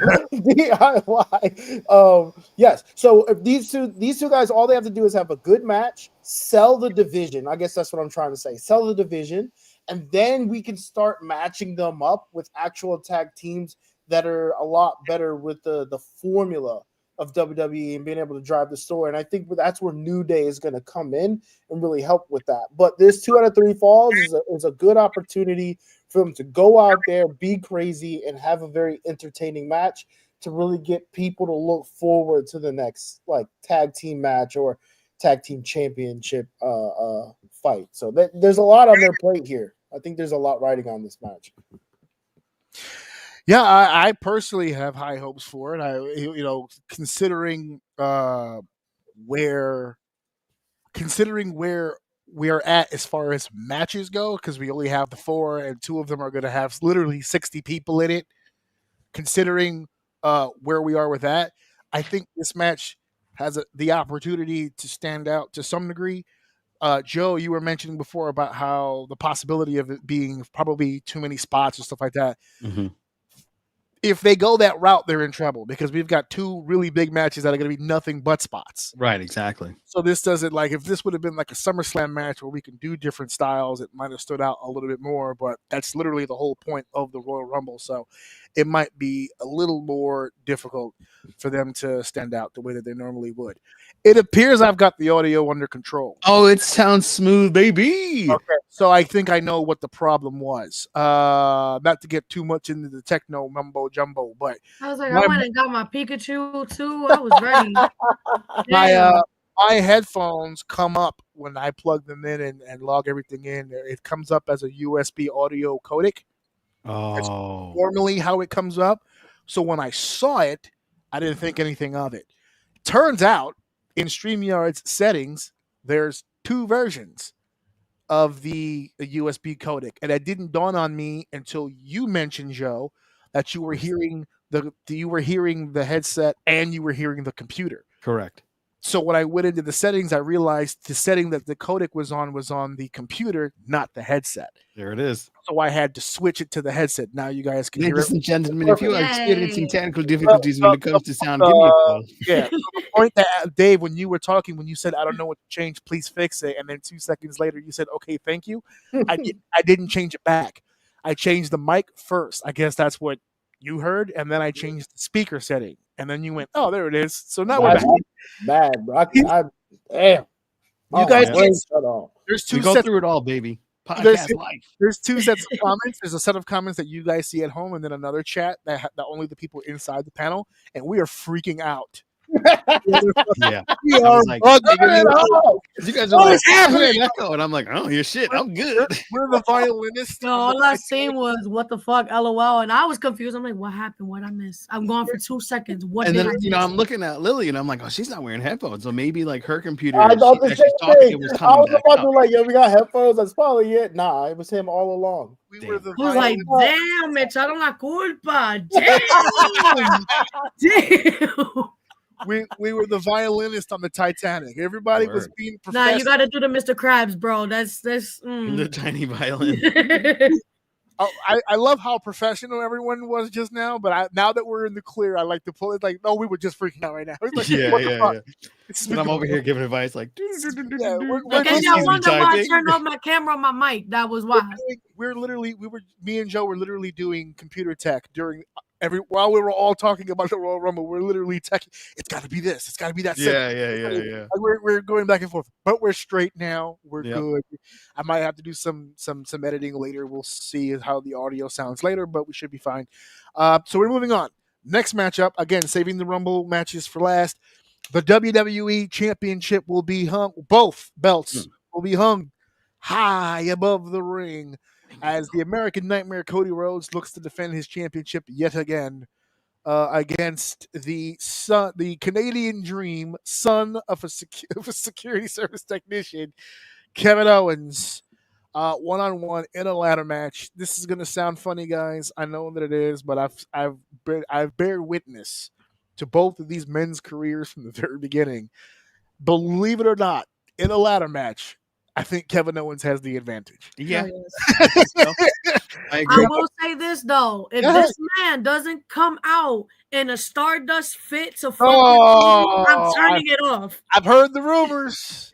Like, I don't want the full face paint. That would be weird. But some sort of gear that would yeah, for real, with the whole. Oh man, that would be fuego. No, he should wear a Brandy Road shirt. Stop. Oh, Yeah, Rick Rude. Yeah. put his wife on his dick. So that's. I mean, when he fought Jimmy, he wore the Naomi shirt, so might as well. Plus, didn't Seth Rollins do the dusty spots? Yeah, against he did Cody? the polka dots. The polka dot dots. Yes. Cody So is. you might as well wear that Brandy's Road shirt. Cody, Just like blur out oh AEW on it, or like scratch it. Oh no, just get a whole new custom shirt. You don't have to have any. He's so far all of his shirts have been custom. Cody sucks eggs. He's I need that shirt, man. Listen, that shit is top tier. That shit was fire. I was like, yo, they should have some sort of option on the website where you could customize at least the first name. So you can That'd be cool. like if you have your own personal rival, like at the job, you're like, yeah, Stacy sucks eggs. I'm telling you, when I have my match with my brother, I'm gonna get a shirt that says Jerry sucks eggs, bro. There you I'm go. telling you. And it's all gonna fall in line. There you go. So the championship is on the line in a ladder match, and to bring up my point earlier about the irony of Shawn Michaels being the one who was mediating this, I'm looking around the room and I'm like, does no one see the irony in this? Does anyone here know what I'm talking about? Why it's so super ironic that it's Shawn Michaels that was having this conversation with him? Does anybody remember what took place? This is not you do. You remember. Go ahead, talk to us. What was I thinking? Go ahead. Yo, so when Kevin Owens kissed that title belt, I was like, oh, I know. You got very close and personal with HBK, huh? He kissed his penis. I was like, no. So, Dave, that the Winged Eagle belt is what Shawn Michaels was holding when he posed for Playgirl magazine. And he was booty butt naked, and he covered his ping with the belt. I remember the photo shoot now that you say it. Oh, that's not what I was. You did bring up a good point, but not what I had in mind when I said the irony. There's another story involved. Yeah, there's more irony. There was more. Yeah, is this the belt that? It was the belt situation. You know what I'm going to. All right, so. History lesson, boys and girls. We're taking you back to 94. Damn, I wasn't even a thought. 93, 94, because the SummerSlam rematch, the ladder match, was in 95. But remember WrestleMania 10 in 1994. That's the one I went to. Shawn and Razor had a ladder match at WrestleMania, and there were two belts hanging above the ladder. Very few people remember the story behind the two belts. So let me remind you of what that was. Shawn was the Intercontinental Champion in 1993 going into 94, but 1993 primarily, he was the Intercontinental Champion. Full boy toy mode. I mean, he's got the earring, the mullet. I mean, he's got the cow print pants. He is in full, he's feeling himself, right? Fails a piss test. Okay? He fails a piss test. He gets suspended. They send him home. He goes home. No issues. I don't think, he still swears to this day that he didn't really fail that test. And by his own admittance, he goes, "Oh, I know I didn't fail that test. I wasn't on steroids in '94. I didn't get on steroids till '96." That's his whole rebuttal. I didn't have them in '94, so I know I didn't fail the fucking test. I bought a shit ton of them in '96, not in '94. So I don't know what the fuck that test was about. But nonetheless, he failed the test. It's nothing you can do about it. You pay the fine, you serve your suspension. But he took the Intercontinental title belt home with him. Obviously, it's in the gear bag. So they called Sean and said, "Hey, we're gonna need that belt back, because you suspended. You can't defend it in 30 days, which used to be the old school, mandatory 30-day rule. You can't defend it. You're going to be suspended. So we're going to need you to go ahead and send that back." And Sean was like, "No, I'm good. Mm-hmm. I'm going to hold on to that." Like, yeah, no, but seriously, we're going to need that belt back. He's like, no, I'm good. Seriously. I'm not sending nobody nothing. It's here with me. I'm the champ. So it's going to stay with me, and I'll bring it back when I come back. So they were like, word, cool. So they went on TV, announced that they were stripping him of the title. And I forgot if it was a tournament. I forgot what the way they did it. But Razor Ramon becomes the new Intercontinental Champion. They made a new belt for him and everything. Same belt, but just made a new one for him. So he's walking around. He's the Intercontinental Champion. He's defending the belt. He's Razor Ramon, the Intercontinental Champion. So Sean comes back from suspension. He still has his belt. So he goes, "Yeah, so I'm the Intercontinental Champion. What's good? What's going on? I want to have some, what's the deal?" And they're like, "But you're not the champion anymore. Razor's the champion."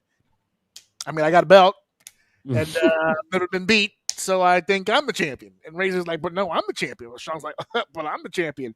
So I'll tell you what, we'll go to WrestleMania. We're going to put both belts in the air. We'll have a ladder match. The guy who goes up, grabs both belts, is the undisputed Intercontinental Champion. So then we fast forward. Cody Rhodes is the WWE Champion. And on one night only, he walks out with the Winged Eagle belt. We have the match that we have. Kevin Owens legitimately gets screwed out of the championship because Cody cheated and used the chair. And if it wasn't for the referee, he feels he would have been champion. Hence, he stole the Winged Eagle belt. In his head, he's the champ. Cody goes, "No, I'm the champ." And then Kevin goes, "No, I'm the champ." So Shawn Michaels goes, "Cool, let's put two belts in the air and you fuckers will have a ladder match. And you pull them both down, we have an undisputed champion." No one else saw the irony in that. So I was like, "Oh my God. This is full symmetry. Nobody saw that." And that's why when you watch the promo back, when they're at the table, Kev's giving Sean all kinds of shit because they obviously know that this is a play on something they've already done before, which is not new. They recycle shit all the time. Yeah. It's not new. But I'm waiting for a hand rebirth. right. But you remember when Sean made the line about being jealous, that Kevin was jealous of Cody. Oh, you just sound really jealous right now. History repeating itself right here. As my boy Mel says, history can repeat itself. Yes, same exact line that was used back in the day. That there's, Razor's jealous of Sean. He can't compete with me. He could never beat me for the championship. So they had to go and make him a belt so he could be happy. But he's not the real champ. He didn't beat the champ. Same line. You sound really jealous right now, Kev. And then what did Kev do? Throw the line right back at him and tell him, when I win this belt fair and square, I won't lose my smile. And I won't. When I was like, "Oh my!" I was acting like the dude in the back of the cafeteria when all the drama's happening in the middle. Ooh, yeah. Oh shit! He said it. He said the thing that I know about. That's crazy. So yeah, full symmetry for me. But to bring it back to the match itself, Joe. Yes, sir. Cody Rhodes has been champion since WrestleMania uninterrupted. Yeah, how about that? All the way through. You sat there along with Dave and myself, and you said, "This guy wins the championship at WrestleMania. We'll see how this goes." Right? Let's just give the guy a chance. We're now almost a full year since you last said that. We're almost home. We're almost a full year. We're almost at Las Vegas.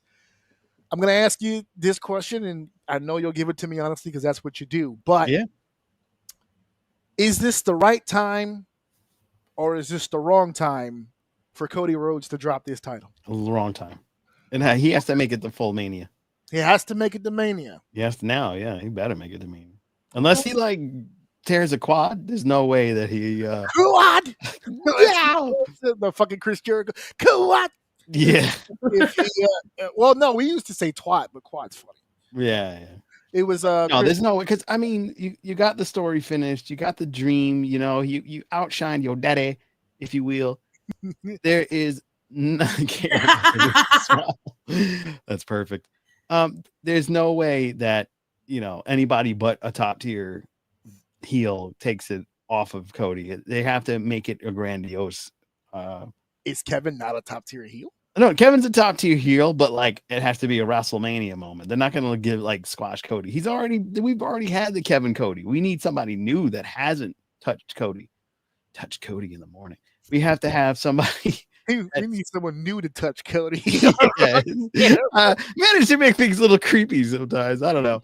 You're not fellow Joe. Go ahead. Yeah. But it has to be somebody new that he hasn't faced before to make it like the stakes higher, because we've had Kevin Cody a few times. It's a feud. Cody's come out on top more than enough, and just a random win to take the titles away would be super awkward. It'd be like, so I'm gonna have to fight you again at WrestleMania that we did again in Royal Rumble. Or I'll put a pin in that. Go ahead, go finish your point. Or I think ultimately it's gonna be like, because they teased it Monday, I believe, with the CM Punk chatter that he had with Cody. I think it's gonna be Cody, and awesome. I think which was awesome. Yeah, it was very good. I think Punk's winning the Rumble. And if you're going to ask me that later, you just got it now. Spoiler, sorry. But damn, you suck at this. Go ahead, no. But I think ultimately that's it. Log off. Yeah, bye. So I think that Heyman, the request that Punk made to Heyman was, I need you to be my guy for the WrestleMania moment. Okay. And I just gave the whole shebang. I just blew my load. Peter North, baby. Coming from somebody who said murder his bag, so he immediately murdered the segment. All right. Yeah, I said. Dave, you sat here and you said, "I'll be open minded about it. I'll be open minded. Let's see how it goes." I asked you this question, I believe, at Survivor Series, and you were still kind of like, "All right." Even then, you were kind of like, "All right." Are you also on the boat? Are you also on the train, I should say, of Cody has to get to WrestleMania with the championship? No, unfortunately, I think what Joe said is going to happen, but I don't think it should. I think he should drop it here. And the reason why is because one of the big things that they're having troubles with, and we talked about this before, was heels. We don't have a lot of big heels. And was to the point where we're kind of arguing against the idea of Seth going heel. And he's kind of like trending in that direction, and it kind of sucks. So I think this would be a cool way. Kevin's been doing a lot of work. He's probably the better half of this, to be honest with you, by a long shot. I don't see a reason why he needs to go to Mania. If we are and have been on the road to WrestleMania, I don't see this as the feud going into Mania. So I don't think we've completely locked in Cody's belt into a feud or whatever that WrestleMania moment's going to be. I think Punk is going to, however he ends up doing, inevitably will end up with Cena at the end. I think that's the ultimate goal. So what does that mean? What does that mean for Cody? Or how does that progress? So I don't really know. I think he should drop it here. Oh, wow. I think he should drop it here. That doesn't mean he can't feud with Kevin with the belt, and keep that going that way. And even if he decides to swap it for whatever reason, or something becomes hot, but I know he's not going to, but I think Kevin should walk away here with it and see if he can continue to get hot somewhere else, because I don't think Cody's doing him any favors, and I honestly don't like the way this fucking started. That's my biggest issue with it. My whole issue with this feud is the way it fucking started with, "Hey, wrestle me, friend. You're my friend. I love you. Yeah, You're my friend. Wrestle me. You do deserve it. You deserve it, bro." And now it's just where it is now, which is cool, but that just tainted it for me. I was your friend. I can't buy into it. But Kevin's been working, so it'd be cool to see him have it. Joe thinks Cody walks away still champ. Dave agrees, but would rather see a change. Asterisk. Yeah. Lily. I'm with Dave on this one. Oh!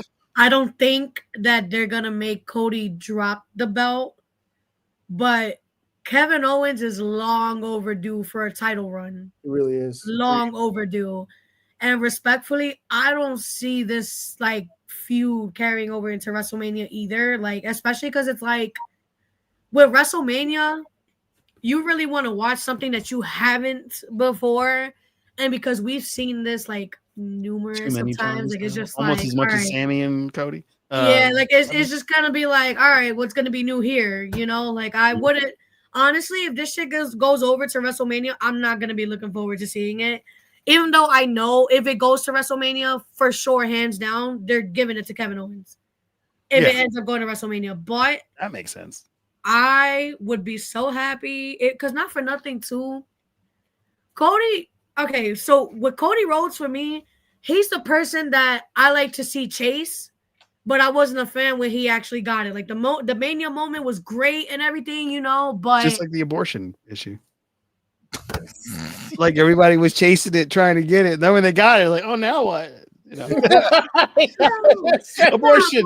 If they give it to Owens tomorrow, I wouldn't be upset. I would not be upset.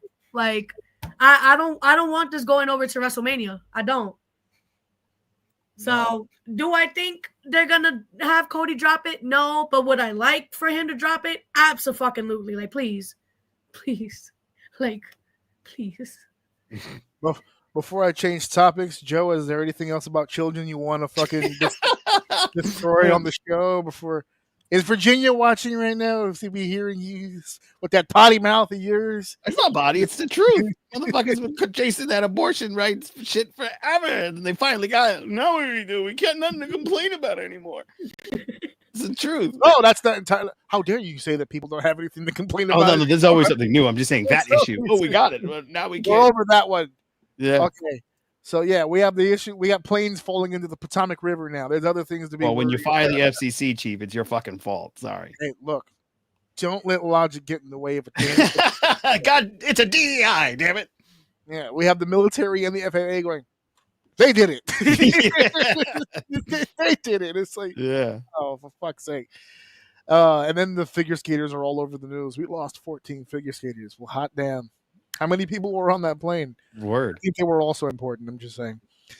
Yeah. So as far as the ladder match is concerned, man, let me tell you, I don't know how the finish works on this. To be honest with you, I just personally liked the Cody I saw on Monday. At the end of the show, he's ramped up. He's frustrated. He's in his own head. Before Punk came out, I felt like Punk's arrival kind of calmed him, but he looked like he was on the verge of erupting. You know, Kevin wants the belt, but it's not about the belt. It's our mindset. I'm the first here. I'm the last to leave. No one works more matches. That was a heel promo. That was somebody who is feeling like he's not really getting the respect that he deserves for the effort that he's putting in. He's spiraling. Cody heel turn. And I thought that when he was doing the promo, and then when Punk came out and verbalized it and like put it into words, or he was just like, "Are you all right? Are you good? Like, are you okay?" And it was the perfect story because Punk's like, you know, once upon a time, I held that belt for 434 days. And somewhere around the 300 mark, where you're at, you start to feel it. It starts to unravel a little bit, and you're losing friends left and right, and this, so, and the fourth, and blah, blah, blah. I felt like they were really setting the stage for some sort of a character shift in Cody. And if they're going to do a character shift, what better way to kind of seal the deal? I'll take you back to another example of what I'm talking about. Joe, you'll probably remember. Lily, you'll probably remember. Shawn, I'm going to kill people. Hey, you're doing your show, right? Bling. Shawn Michaels was a tremendous babyface at the beginning of 1996. Tremendous babyface. And he was, when he went to WrestleMania, he becomes the WWE champion. And he becomes a champion for a while. He wins the Iron Man match. He beats Bret Hart. He's just knocking down opponents. He's the apple in everyone's eye. He's the poster boy. He's the franchise. We're moving forward with Shawn. And for whatever reason, we didn't have the internet as prominently back then, but word of mouth, you start to kind of hear the rumblings, you hear the reactions in the building. They start to turn a little bit on Sean. It's okay, I've heard it. Okay, he's a sexy boy. Okay, elbow drop, sweet chin music. Okay, all right. It becomes Him routine, bored of greatness, man. and all of a sudden he starts getting booed. Mm-hmm. And then when we get to Survivor Series against Psycho Sid wins the belt, and the crowd cheers loudly. We're over it. Thank you. Something else. Hogan with Sid. Also, Sid found himself in some really great places during the back of the day. They're tired of Hogan. To say your prayers, to eat your vitamins, to oh yeah, dig it. Not this shirt though, because Mike Long costs money. But they're like, oh yeah, it's the whole. I just realized I was doing Macho Man's catchphrase with the rip shirt. Anyway, it doesn't matter. Yeah. It doesn't matter. It was like 80s wrestling. Yeah, it was 80s wrestling soup in here. I apologize. Yeah. The point is that after a while they started booing Hogan. After a while they booed Shawn. After a while they tend to Cena. Cena was the most over motherfucker on planet Earth. All the long reigning champions. Mhm. Yes, when Cena was doing the fucking Doctor of Thugonomics, all that shit, and he was building up to the world title, they were fucking all over him. It was over like Rover, and then somewhere along the line, it just became a split deal. It seems to happen, and the only time there was a few times Roman, I think, being the most recent example of them changing course because of it. Sometimes they just plow through it, like Cena. Just nope. He's doing too many make a wishes. He's doing this. He's doing that. We can't turn him heel. I feel like Roman had a reverse effect. Yeah. With Roman, it went. They pivoted and they changed it up. Is it possible to do that with Cody? Is it possible to bring in this new atmosphere, this new character of his, or should I say, a new characteristic? Because I don't want Cody to change. I don't think to be a heel he would have to. To be honest with you, he looks to work with him. That's what I'm saying. He looks like an asshole, but he would just have to change his attitude. He wouldn't have to really. You could still do the American Nightmare. You could still do the fucking Homelander coat. You could still do the fucking tattoo shirts, the fucking Autobots logo on his fucking neck. You can do all that shit that he normally does do. Such a bad tattoo. Just be a change in attitude, and that's all it would really take. Where are we in a society where Cody's in the ring and Punk's in the ring and they're cheering for Punk? So there's a possibility there. So I only bring that up because, like Lily said, if they were to make the change tomorrow, I wouldn't be sad about it. But here's why I feel like if they were going to, tomorrow's the day. Mm-hmm. It's a ladder match. We're not pinning Cody. It's an out. Cody's not getting beat. You can come up with a very creative and unique way to get those belts into Kevin's hands without him actually having to be. He did tell Sammy, not ask. He told Sammy, Yeah. You would have my back. Yeah, exactly. That's a whole other. I don't want Sammy involved with this. I know that they teased it because for the sake of the story. I have a probably not so hot take when we get to the male rumble, but yeah. Also keep in mind that there is one more road stop or rest stop, I should say, between the Rumble and WrestleMania. We still have the Chamber, and if we had a number one contender in the Royal Rumble, I don't know. I'm just throwing a name, Jey Uso or whatever, whoever the fuck, and they were to pick Gunther, we would have an open slot for the WWE Championship.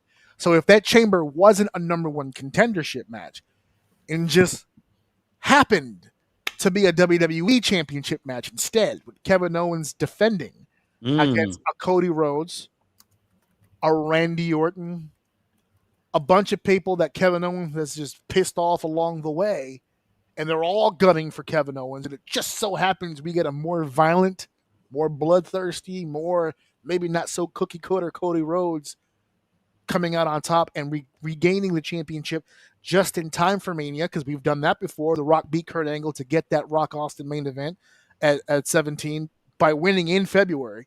So we've set that up before.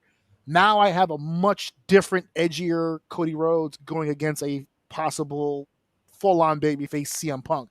I think that story is way better now than if we just take that fucking tour bus down to Vegas for one more run just to kind of see how it goes. Because you also have Cody finished his story last year. And that was, like Lily said, a beautiful moment. We're all in the building for it. It was fucking great. A memory that we'll take with us forever. Hell yeah. No one ever discussed what was going to happen after the story came to an end. So the possibility of his story coming to an end because Punk came back to finish his story is also very interesting. Because if you notice, everybody that Punk shoots a promo against, they all shoot back at him with, well, one of us is a WrestleMania main eventer, and it ain't you. Drew's done it, Sammy's done it, Jey Uso's done it. Everybody who's had a WrestleMania main event that's not Punk keeps throwing People who shouldn't have one over him, by the way. Yo, for real. It is what they do, though. So it's perfect for the story. It's perfect for the story for sure. You want to tell me that Jey Uso would have one before CM Punk? I laughed in your face, but that's where we are. They do have that. They were the last match on the fucking card. So I think the same way as Joe. They're probably just going to keep to the plan and keep the belt on them. But if they were going to do it tomorrow, right now, you can get it off of him. That's fine, because once Cody gets to Mania, he has to face whoever he has to face. But then after Mania, with Kevin being right there in the wings waiting for him again, there's a lot of possibility, a lot of things going on. So let's move on now to the actual Royal Rumble matches. Ladies first. We'll talk about the ladies because we have a lot of main event talk about when it comes to the dudes. Just to give you guys a quick, I had it here in front of me. Where the fuck did that go? Oh, here it is. Got it. I have so many fucking windows up. I can't wait till this is over. I'm going to drink so hard. Seriously. Dave will tell you, as soon as these lives are over, I go right into my fucking bedroom and just get drunk as shit.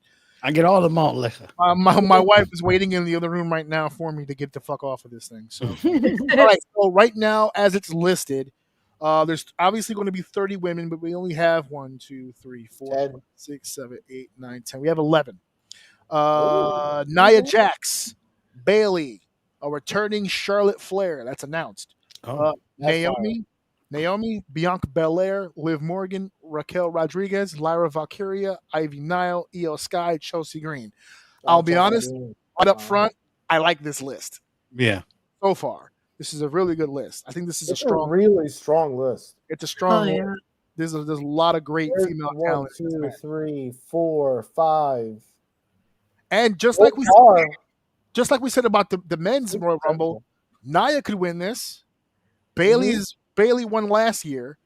Charlotte, as a returning person, could probably win this. Please Bianca Belair. I think this is the one. She won one. She already has one. Do we have a female in the 2-time winner club? I don't think so. Not yet. I think this could be it. Lyra Valkyria's got the Intercontinental title. They're not going to let her win the Rumble. Nah. Ivy Nile, Chill, Io Sky. She was the 6th that I said was a possibility. That's a possibility. So we have a very short list. We're talking about the Women's Rumble. So ladies first. Lily. From that list, hands down, Io Sky. She needs a title run too. Okay. Hell yes.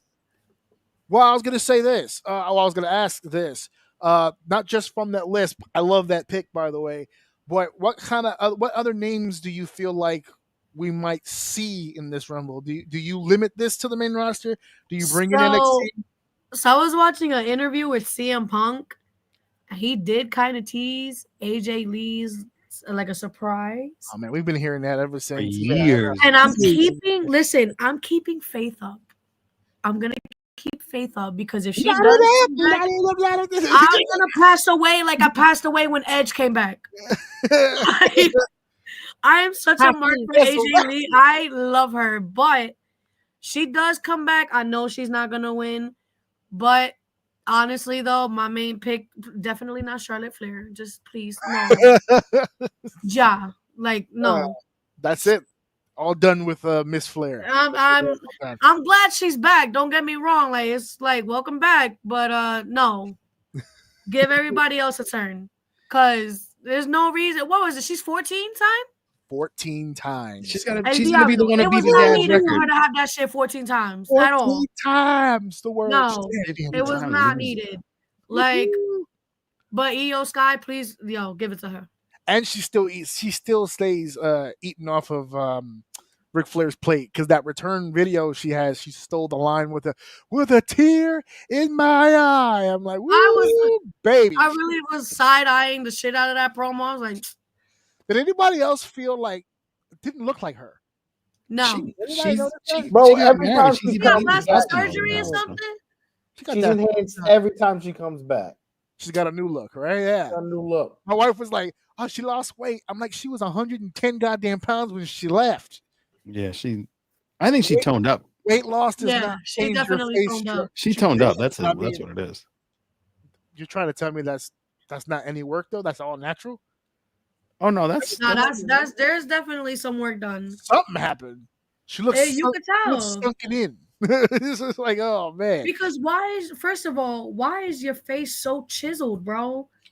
There's definitely work done. Oh, they chiseled it. They chiseled it. she be the did first indeed handsome break the winner molds. of the women's Royal Rumble. She definitely gave Crimson so handsome. energy.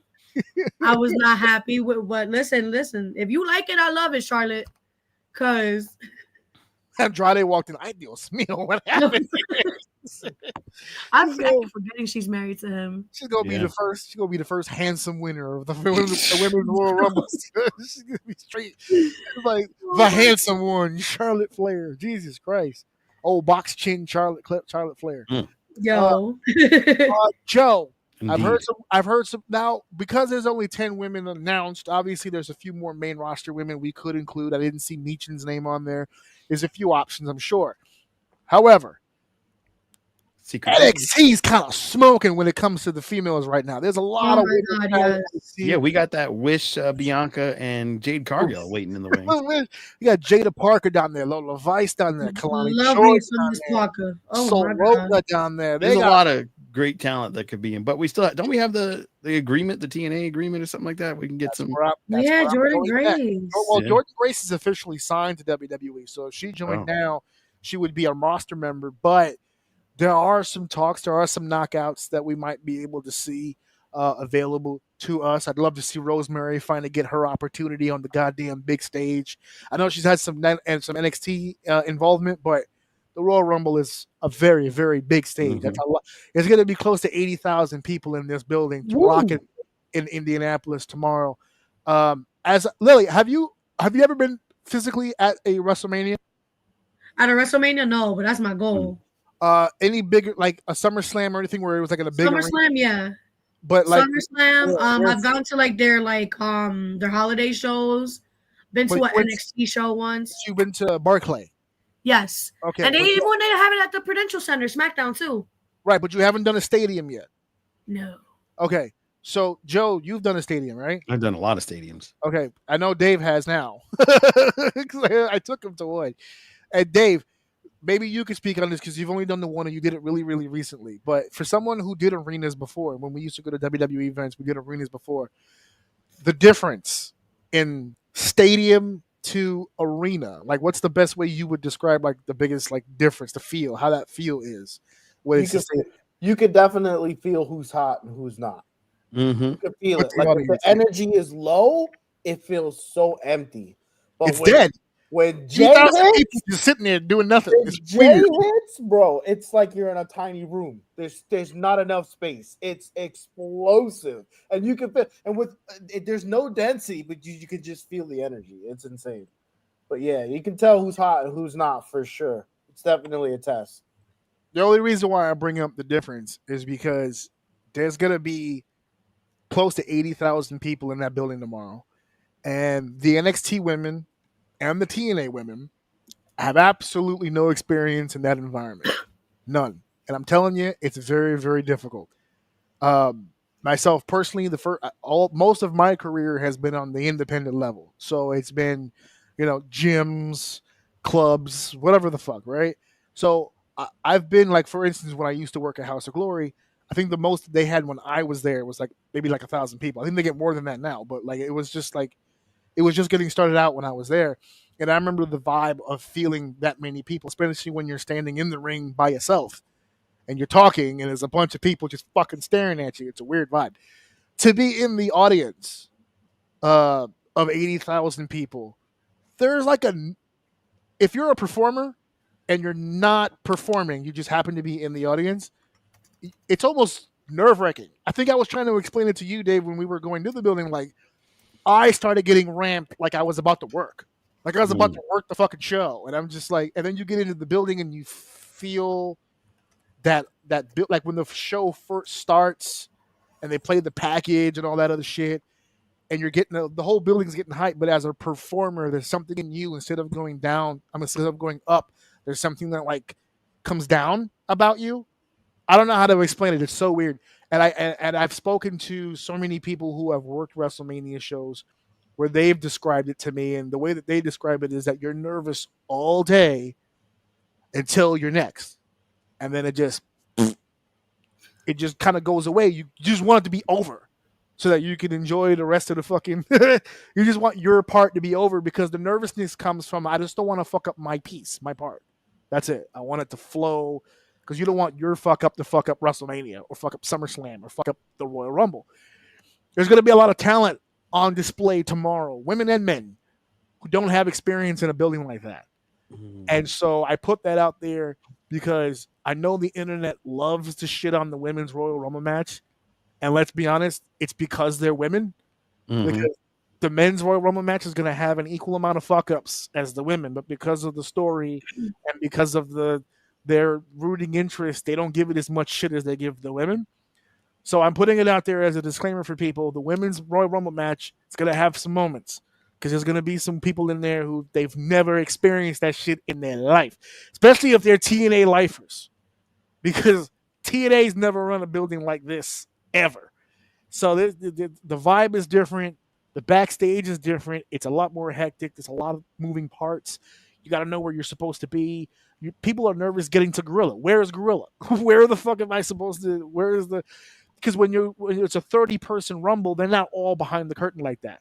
There's the Gorilla position, and just outside the curtain, there's a waiting area there, and you get your number, and they have like a roll call. So it's about 4 or 5 at a time that come to the Gorilla position, and they just keep the numbers flowing. They came out, 2 went out, so 3, 4, 5, 6. Okay, bring in 7, and then they just go down the line until they do what they have to do. There's a lot of moving parts. They're not going to really. I've been told from people you don't really enjoy working those shows until after it's over, because then you're like. Now, when you've been doing it for years, you don't give a fuck. If you're the Undertaker, you can sleep in front of 80,000 people and it won't matter. He has. But tomorrow's going to be the first. Tomorrow's going to be the first time for a lot of people. Dave, for the Women's Royal Rumble, you saw the 10 that were named. Do you have any idea, any thoughts, besides AJ Lee, of any surprises that we might see? Any old heads, anybody you'd like to see? No, not really. To be honest with you, No, I'm good. Fuck no, to be honest with you, I'm actually. I know you're not gonna like this, but I'm actually pretty gassed that Charlotte's back. I love Charlotte. This is a very easy pick for me. Charlotte is gonna come in. I would be shocked if she doesn't win. And her and Rhea at Mania is part 3. Oh amazing. My god, that would be killer. Rhea, I know Rhea has been good, but Rhea is great right now. So to see her and Rhea today, greatness.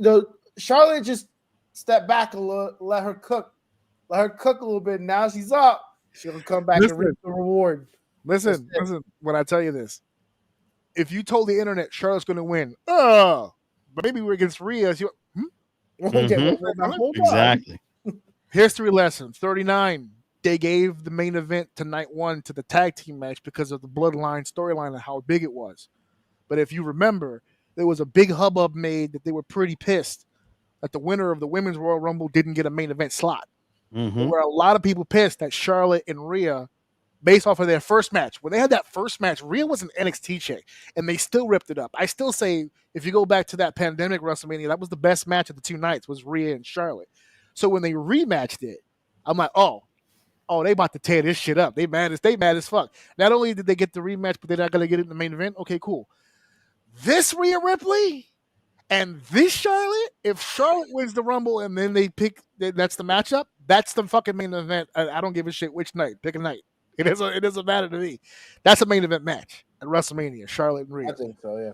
if Charlotte wins and it's not Rhea, you wasted your opportunity. Yeah, There's you nobody dropped the really ball. else Humble. out That there. has to happen now. Yeah. There's no, yeah, that Yep. happened. No, that's what my money's on. In case you're wondering.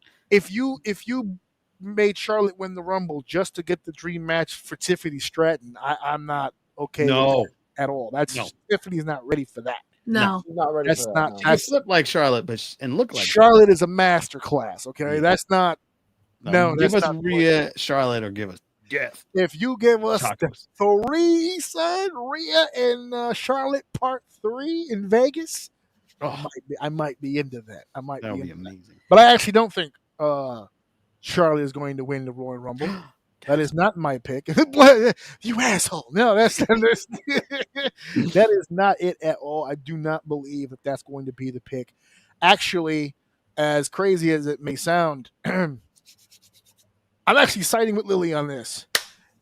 Io Sky, I think, has been absolute money for them up and down the card. Mm.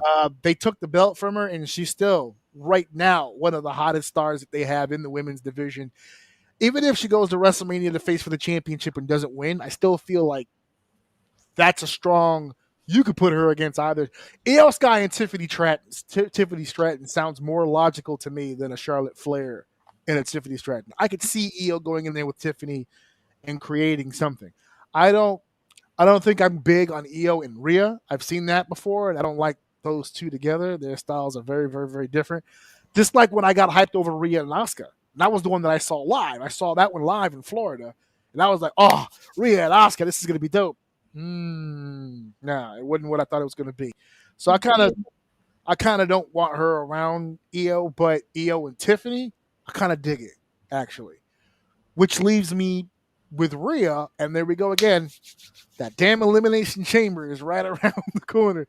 There's some opportunities there. If you want to get Charlotte in there and maybe pull that off, and that's how we get it. But I don't think I need her to win the Rumble.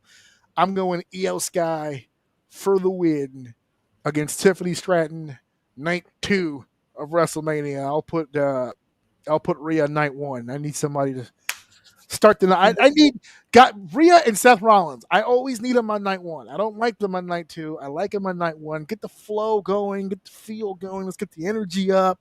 It's WrestleMania weekend. Come on, let's go. So that's Disappointed in you. No, well, you're not standing on business, and I don't like that. Nah, he's standing on business. Nah, I'm standing on my business, bro. He's going against all that shit he's been talking. About Io was not a bad run. She was a fucking terrible champion. She did nothing. She was a pile of rocks until she was wrestling. She wasn't ready. I will say again.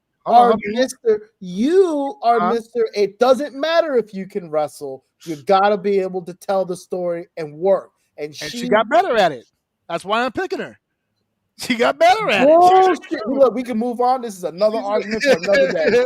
Bullshit. He's gonna save this one for Wednesday now. Yeah. When it's just me and you, I'm on your ass on this one. No. I'm gonna provide that. Don't let her actually win. Oh, I'm going off.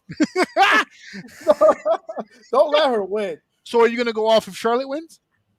No, we knew it was gonna happen. Oh, okay. It's what was meant to be. Oh, now I really hope Charlotte loses. Go ahead and go off there, King. Do your thing. All right.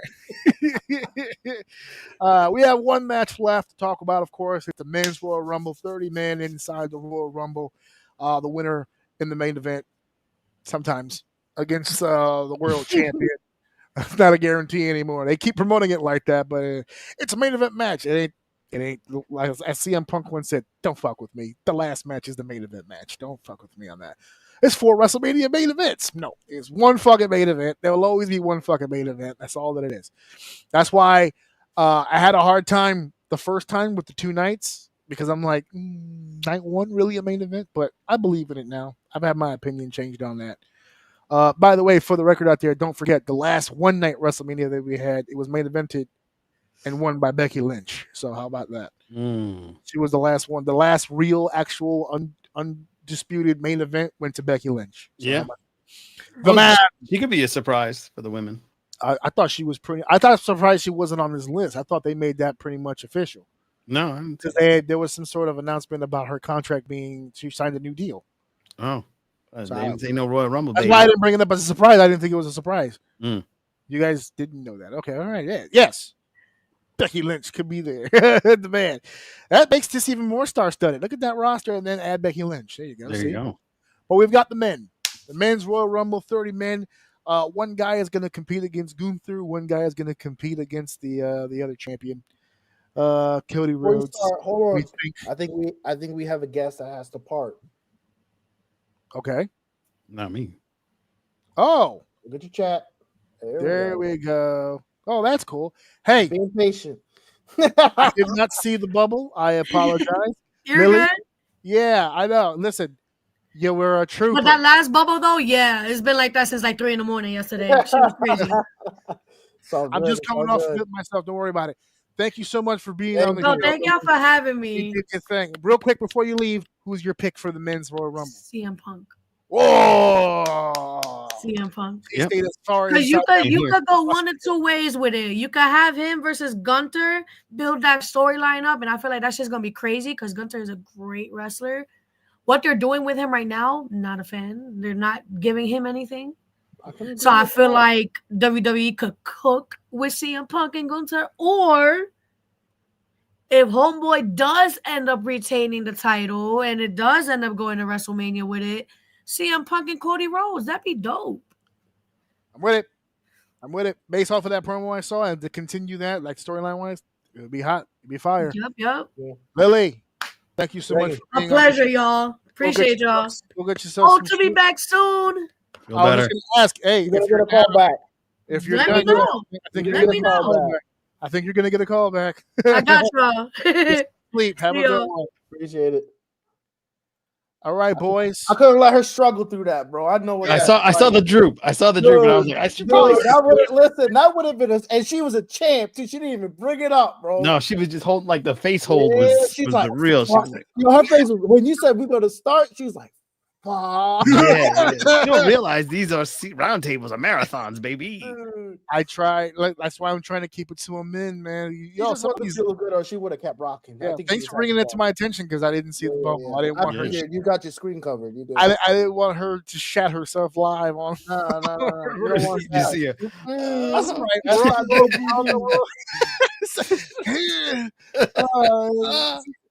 She heard 30 men's Royal Rumble and the sweat came down. Should have worn the pants. She said, listen, bro, I think CM Punk's gonna win. No, but she did a great job. I had fun. She was fun. I like her. We got to bring her back another time. But we're on the downslide here anyway. We're about to come to an end here anyway. This is the last match, the main event, 30-man Royal Rumble. Lily's already put in her pick. She's going CM Punk. That's about as inside the box as you could possibly get. My heart wants CM Punk to win this fucking match so goddamn bad. As a fan, I just want to see it. I want Punk to win this match. I want him to get his WrestleMania main event. I want it so damn bad. But all I keep hearing, that's why that promo threw me off, because all I keep hearing is that they got this plan for Punk and this plan for Punk, and none of it has anything to do with the title or Cody. So I don't know if he's actually going to win it. Another obvious pick for people, obviously, is Roman Reigns, because you got to get him in some sort of main event match. If not for the title, then what goddamn match, especially if there's no Rock. There's a lot of moving parts. Joe, where are you landing on the men's Royal Rumble? What happens here? As I stated before, I can see Punk winning it because of that build up with Cody Rhodes that they had. That promo was a game changer for a lot of people. They're like, yeah, shit. Like, oh, this could be interesting. Yeah. And the favor that he wanted from Heyman was be my guy as I go into the main stage of them all. So, as I said earlier in the show, I think that's where I'm going to land here. Dave, who's the winner of the men's Royal Rumble match? Honestly, I think it's hard. Hulk Hogan. No, I think it's hard for it to not be Punk. First of all, Punk's already made his threats to Hogan. Hogan better watch out. Mm-hmm. To me, Punk is and this is impressive considering how loaded I think this Rumble is. He is the obvious choice, and the reason why is because he's the only one in this Rumble that has infinite routes to go. For somehow he's ended up in a feud or pissed off all the top guys. Every single one of them. Every single fucking one. Tomorrow he could bitch at somebody and it will make sense because somehow he has webbed himself into anyone who is important It's called at the good top booking. of the card. At the That's top of this card. This guy has been, I remember, what was it last year? It was last year. It was right before Mania. I was shitting on Punk. And I said, I don't know what the fuck you guys see in this guy. Everyone loved fucking Punk. And you were You're on like, record. you're fucking crazy. You'll see. Well, I'll tell you what. I've learned real quick. You give this motherfucker a mic. Oh, I'm glad we're here. So it happened again.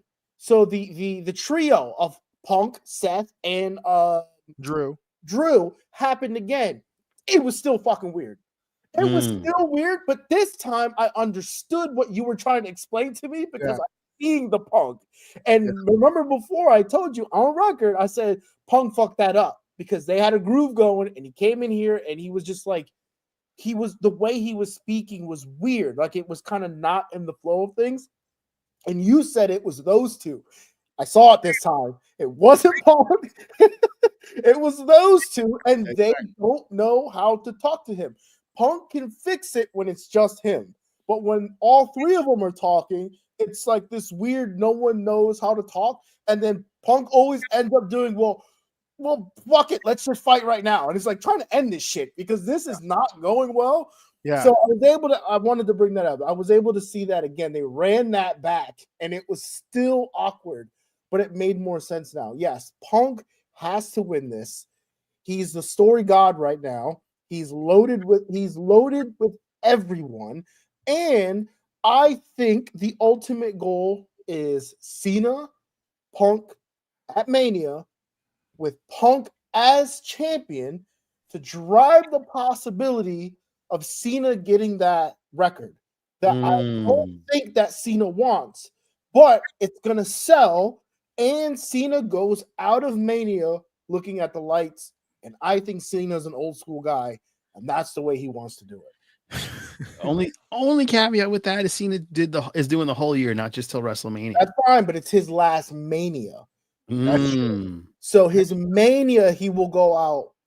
I can see Cena getting the belt and then going out on his back in Survivor Series. If Cena that's an option. Punk dropping the belt to him and then looking up at the lights by dropping the belt is also awesome. But that's what I'm talking about. The possibilities are fucking endless right now. Yeah.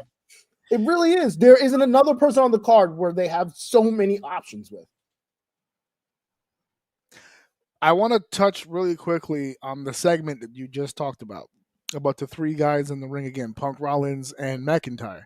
And I hate to use this word because it's a very disrespectful word, and I really shouldn't be using it, but I can't think of a better word to describe what I'm trying to explain to people when I tell people that going against Punk in a promo, I'm not saying it's impossible. You can cut a promo against Punk. Plenty of people have done it.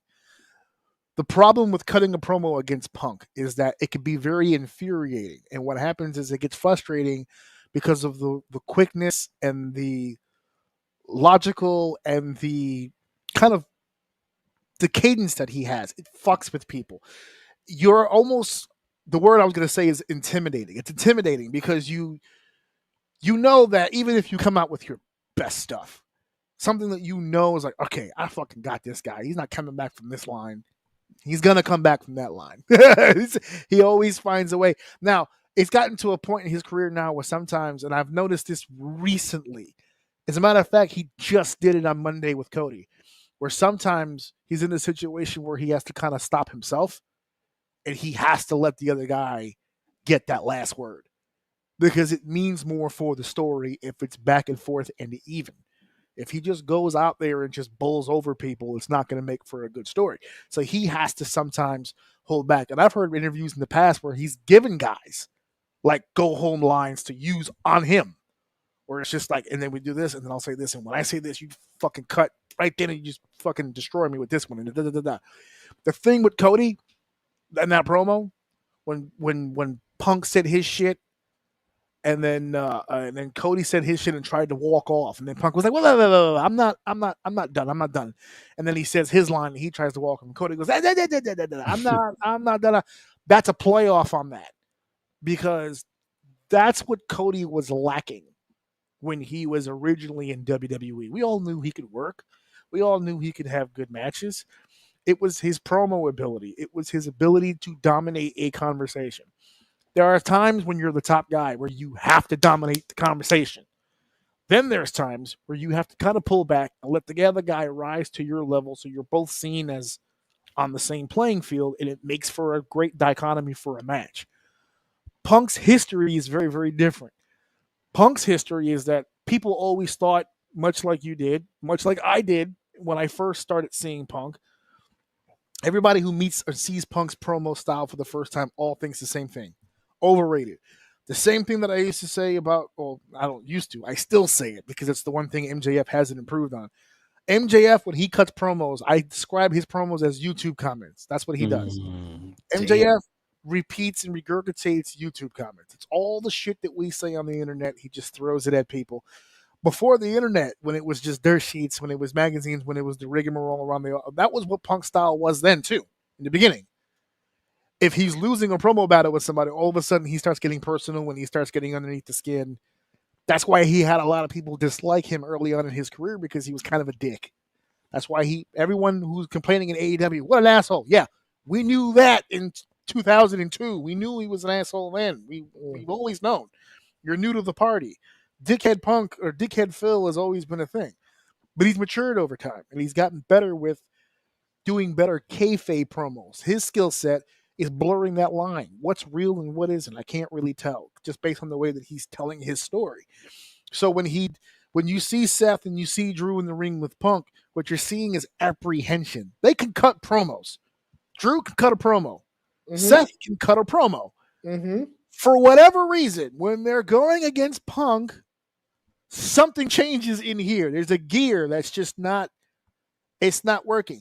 Some of Drew's best material when he was feuding with Punk was when he wasn't in the ring with Punk. When it was the tweets, when he was in the car filming goofy shit, when he was at the bakery, noticing that it was closed, and even when he was cutting promos in the ring about Punk, but Punk wasn't there. Drew's best shit is when Punk wasn't around. Seth's best promos about Punk is when Punk's not around. When Punk is there, he just sounds like a clingy girlfriend. You never called me back. Why didn't you call me back?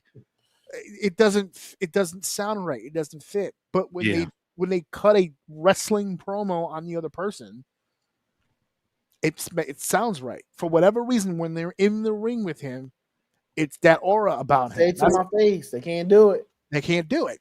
There are a lot of guys in the industry that could. That was one of the reasons I feel like to this day that the reason why Punk and Triple H had so much heat with each other is because they were so alike.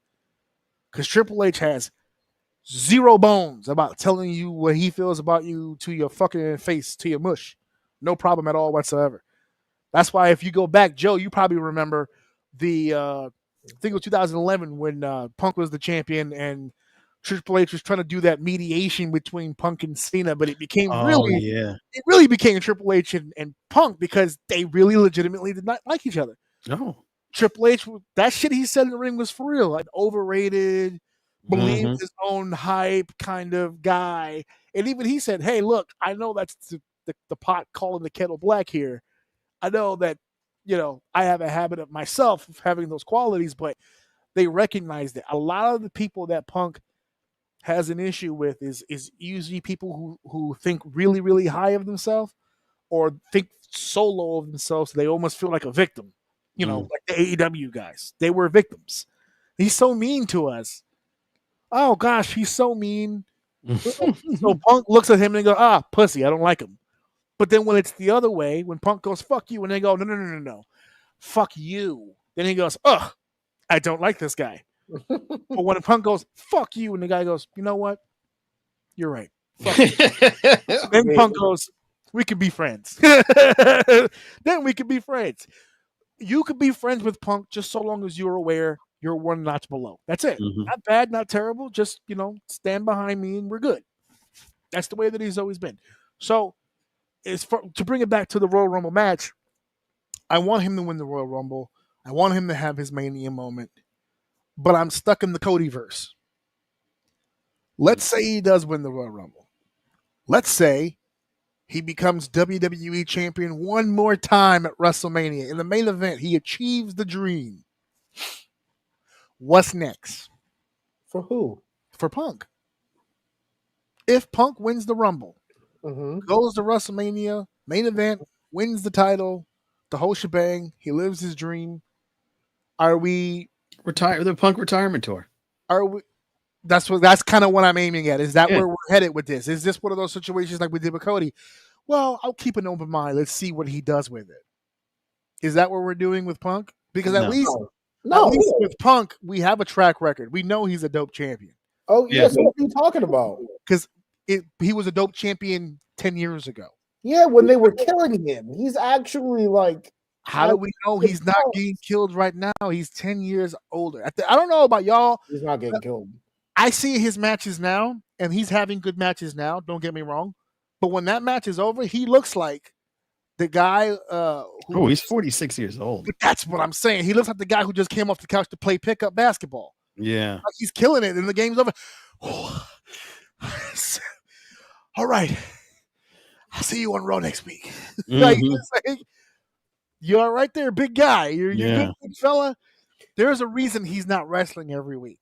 Yeah, but that's a good thing when it comes to being a WWE champion. You don't wrestle every week. You wrestle pay-per-view. He'll probably wrestle less as the champion than he does right now. In this new day and age, you're probably right. And all he has to do is talk.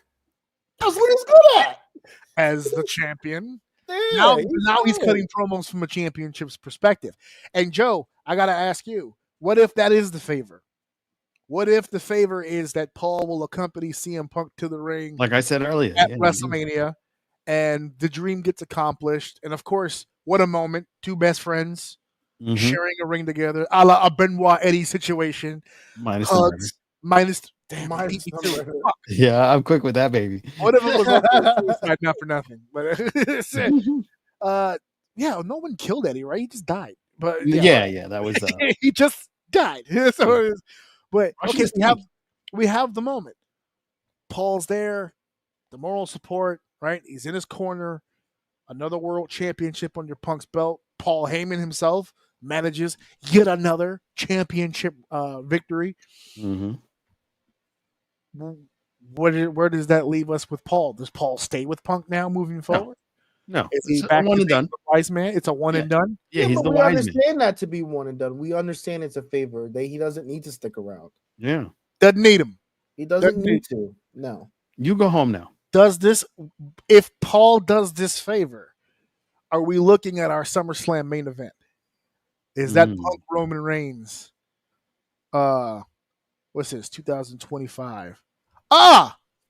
Is that Punk Roman Reigns over here at MetLife? Is that what we're looking at? Is that our main event for SummerSlam? I hope so, because that'd be kind of dope. But that would be dope. I'd be excited. I also kind of low key disagree with putting Roman in front of the belt. Oh, okay. I just don't think he needs it at the moment, or even whatever. I kind of like what they're just doing over there. I don't think Roman needs to be around a belt right now. I don't. Interesting. Because I don't need it. I'm okay with him taking losses where he's at. I don't want to see him taking L's. As a champion. He's not even taking losses at the moment. Which I think for the Roman we know, he's taken a lot of L's since he's came back.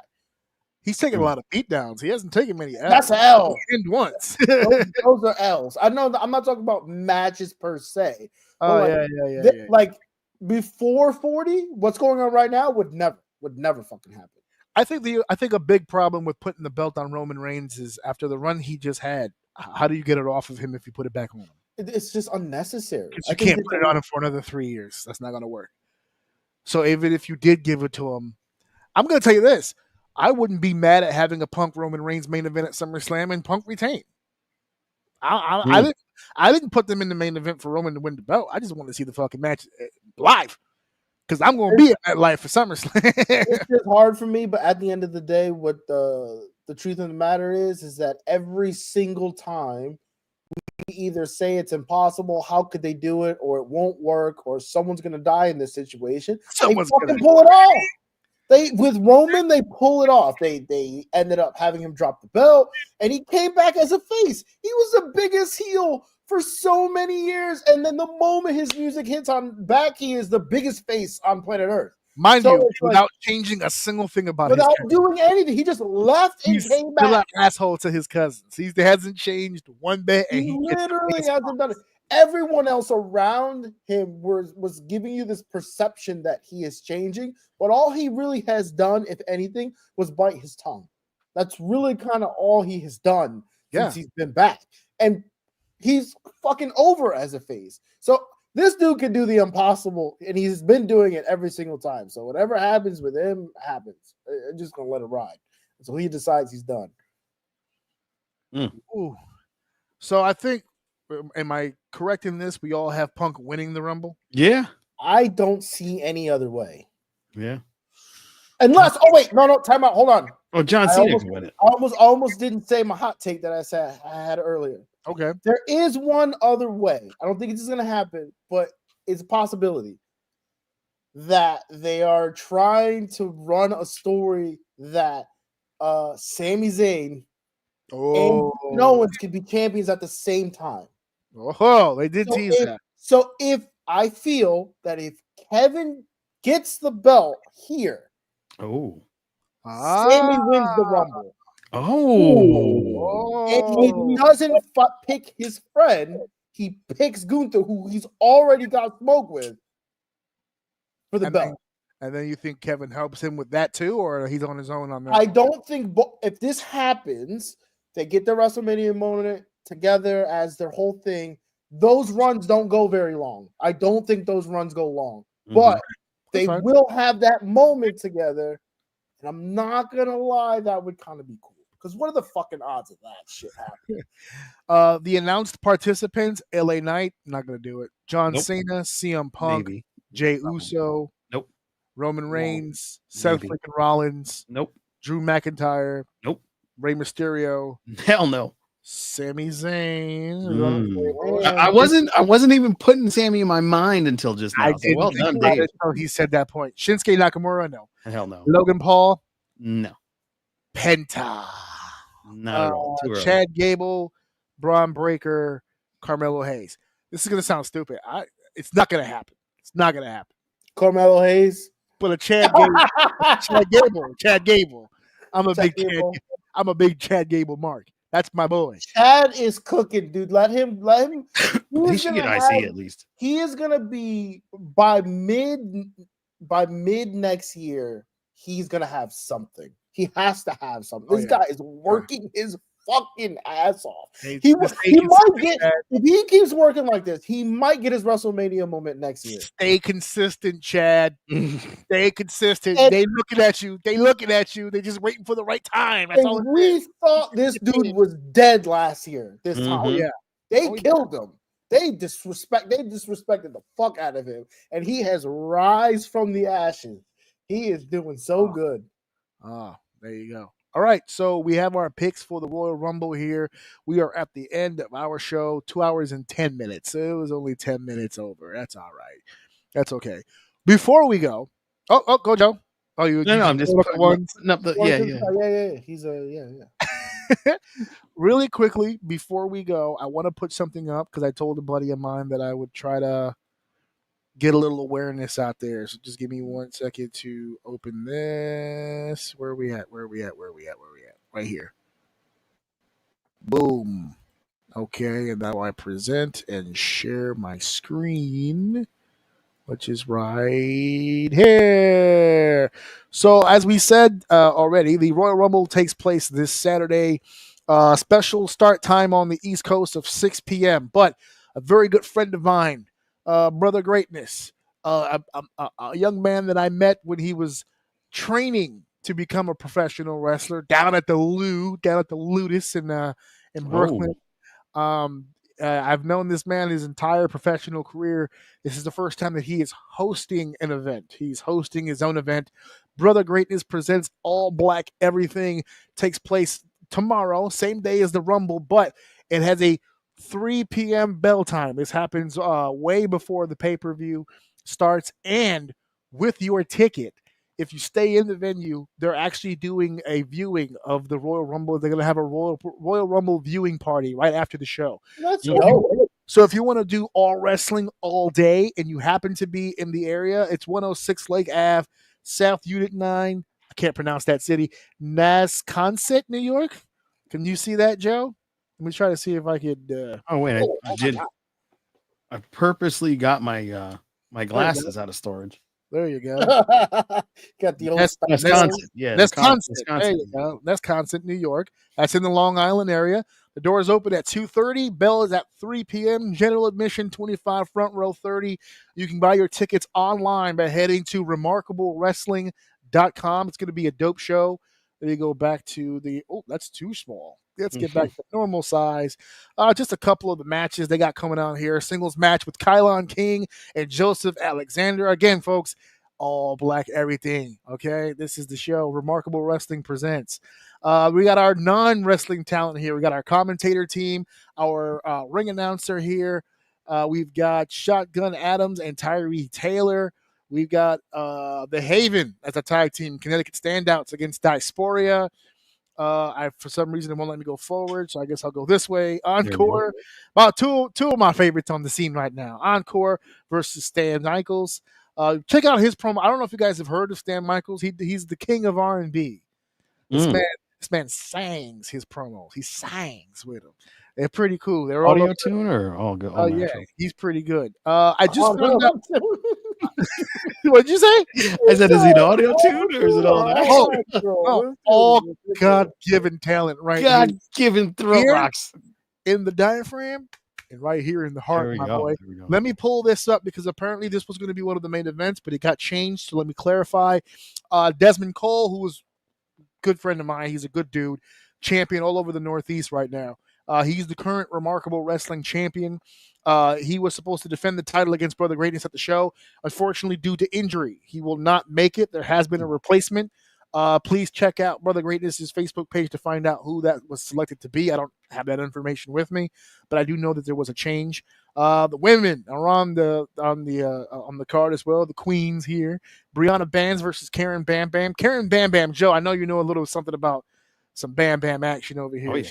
She's dominant, and she's gonna have her hands full with the scrappy young Brianna Bands, and that's gonna be our card. Looks like I'm out of flyers here. All right. But yeah, check it out. It's in the Long Island area. Check them out on social media. RemarkableWrestling.com for your tickets and for any show information. So if there's even a change leading up to the event tomorrow, you can find out there. And I wish the boys and gals good luck tomorrow. I'm only a quarter black, so I didn't qualify for the event. I'm not black enough. I get it. I'm mixed. But if you guys need a little mixed boy energy on one of the upcoming shows, just Don't let me refer know. to yourself as. Believe it or not, I'm pretty black myself. Yeah, my dad's I black. can see it. Fuck. I can see So it. we can see it, Joe. We can see Yeah. it. I see it in your forehead. Oh, You got that father from Good Times look going on. yeah. I got the high blood pressure just like him too. So, thank you, Joe, for Of popping course. on. I know you had the Captain's Cordial thing going on, so I appreciate you stepping up. Mhm. Cannot wait to hang out with you and the fam. Yeah, tomorrow. you get to go. You get the full tour. You're going to see where the magic happens. I'm talking about my Cannot wait. podcast room. It's a big day for the fam. We're going to take him to Paint Me Bear in Lower Manhattan. Nice. We're going to do a little arts thing with him, and then from Manhattan, heading over to GW to GW. well, maybe it'll save me some fucking dollaroonies. Because you don't get charged on the West Side Highway, right? That's what It's they under said. 64th Street. So what you got to do is take the Holland Tunnel and then come up from Would Jersey that be City. cheaper? I could save the congestion if I just take the tunnel. Yeah, Yeah, the 1 and 9 all the way up. Under 60th, I could take the Lincoln, right? 42nd. Yeah, Lincoln. Yeah, Lincoln works. That'll take me closer to you. Actually, Lincoln's closer to me than the I'll take GW. the Lincoln instead. Yeah. But anyway, yes. So I'm going to be in the house of Pombo, the house that Pombo built tomorrow. Legit. We're gonna take some video. We're gonna take some photos. I'm gonna document this in case I go missing. You'll never go missing. You know right now. Dave, Don't know where you are. You're just stuck doing content. You'll be promoing like a motherfucker. Like, oh, we're gonna do some more Captain Squadron content. Dave, I can't wait to see how this women's rumble shapes out. I want to see what it is that we're gonna have the return of Charlotte Flair. It's gonna be time, baby. Let's see if your homegirl can pull that out. She will. All punnery insinuated there. So, thank you for listening. Thank you for downloading, and of course, thank you guys for enjoying. This has been the Royal Rumble Roundtable. Thank you very much, guys. We'll see you next time. Next Roundtable, WrestleMania. Oh, there it is.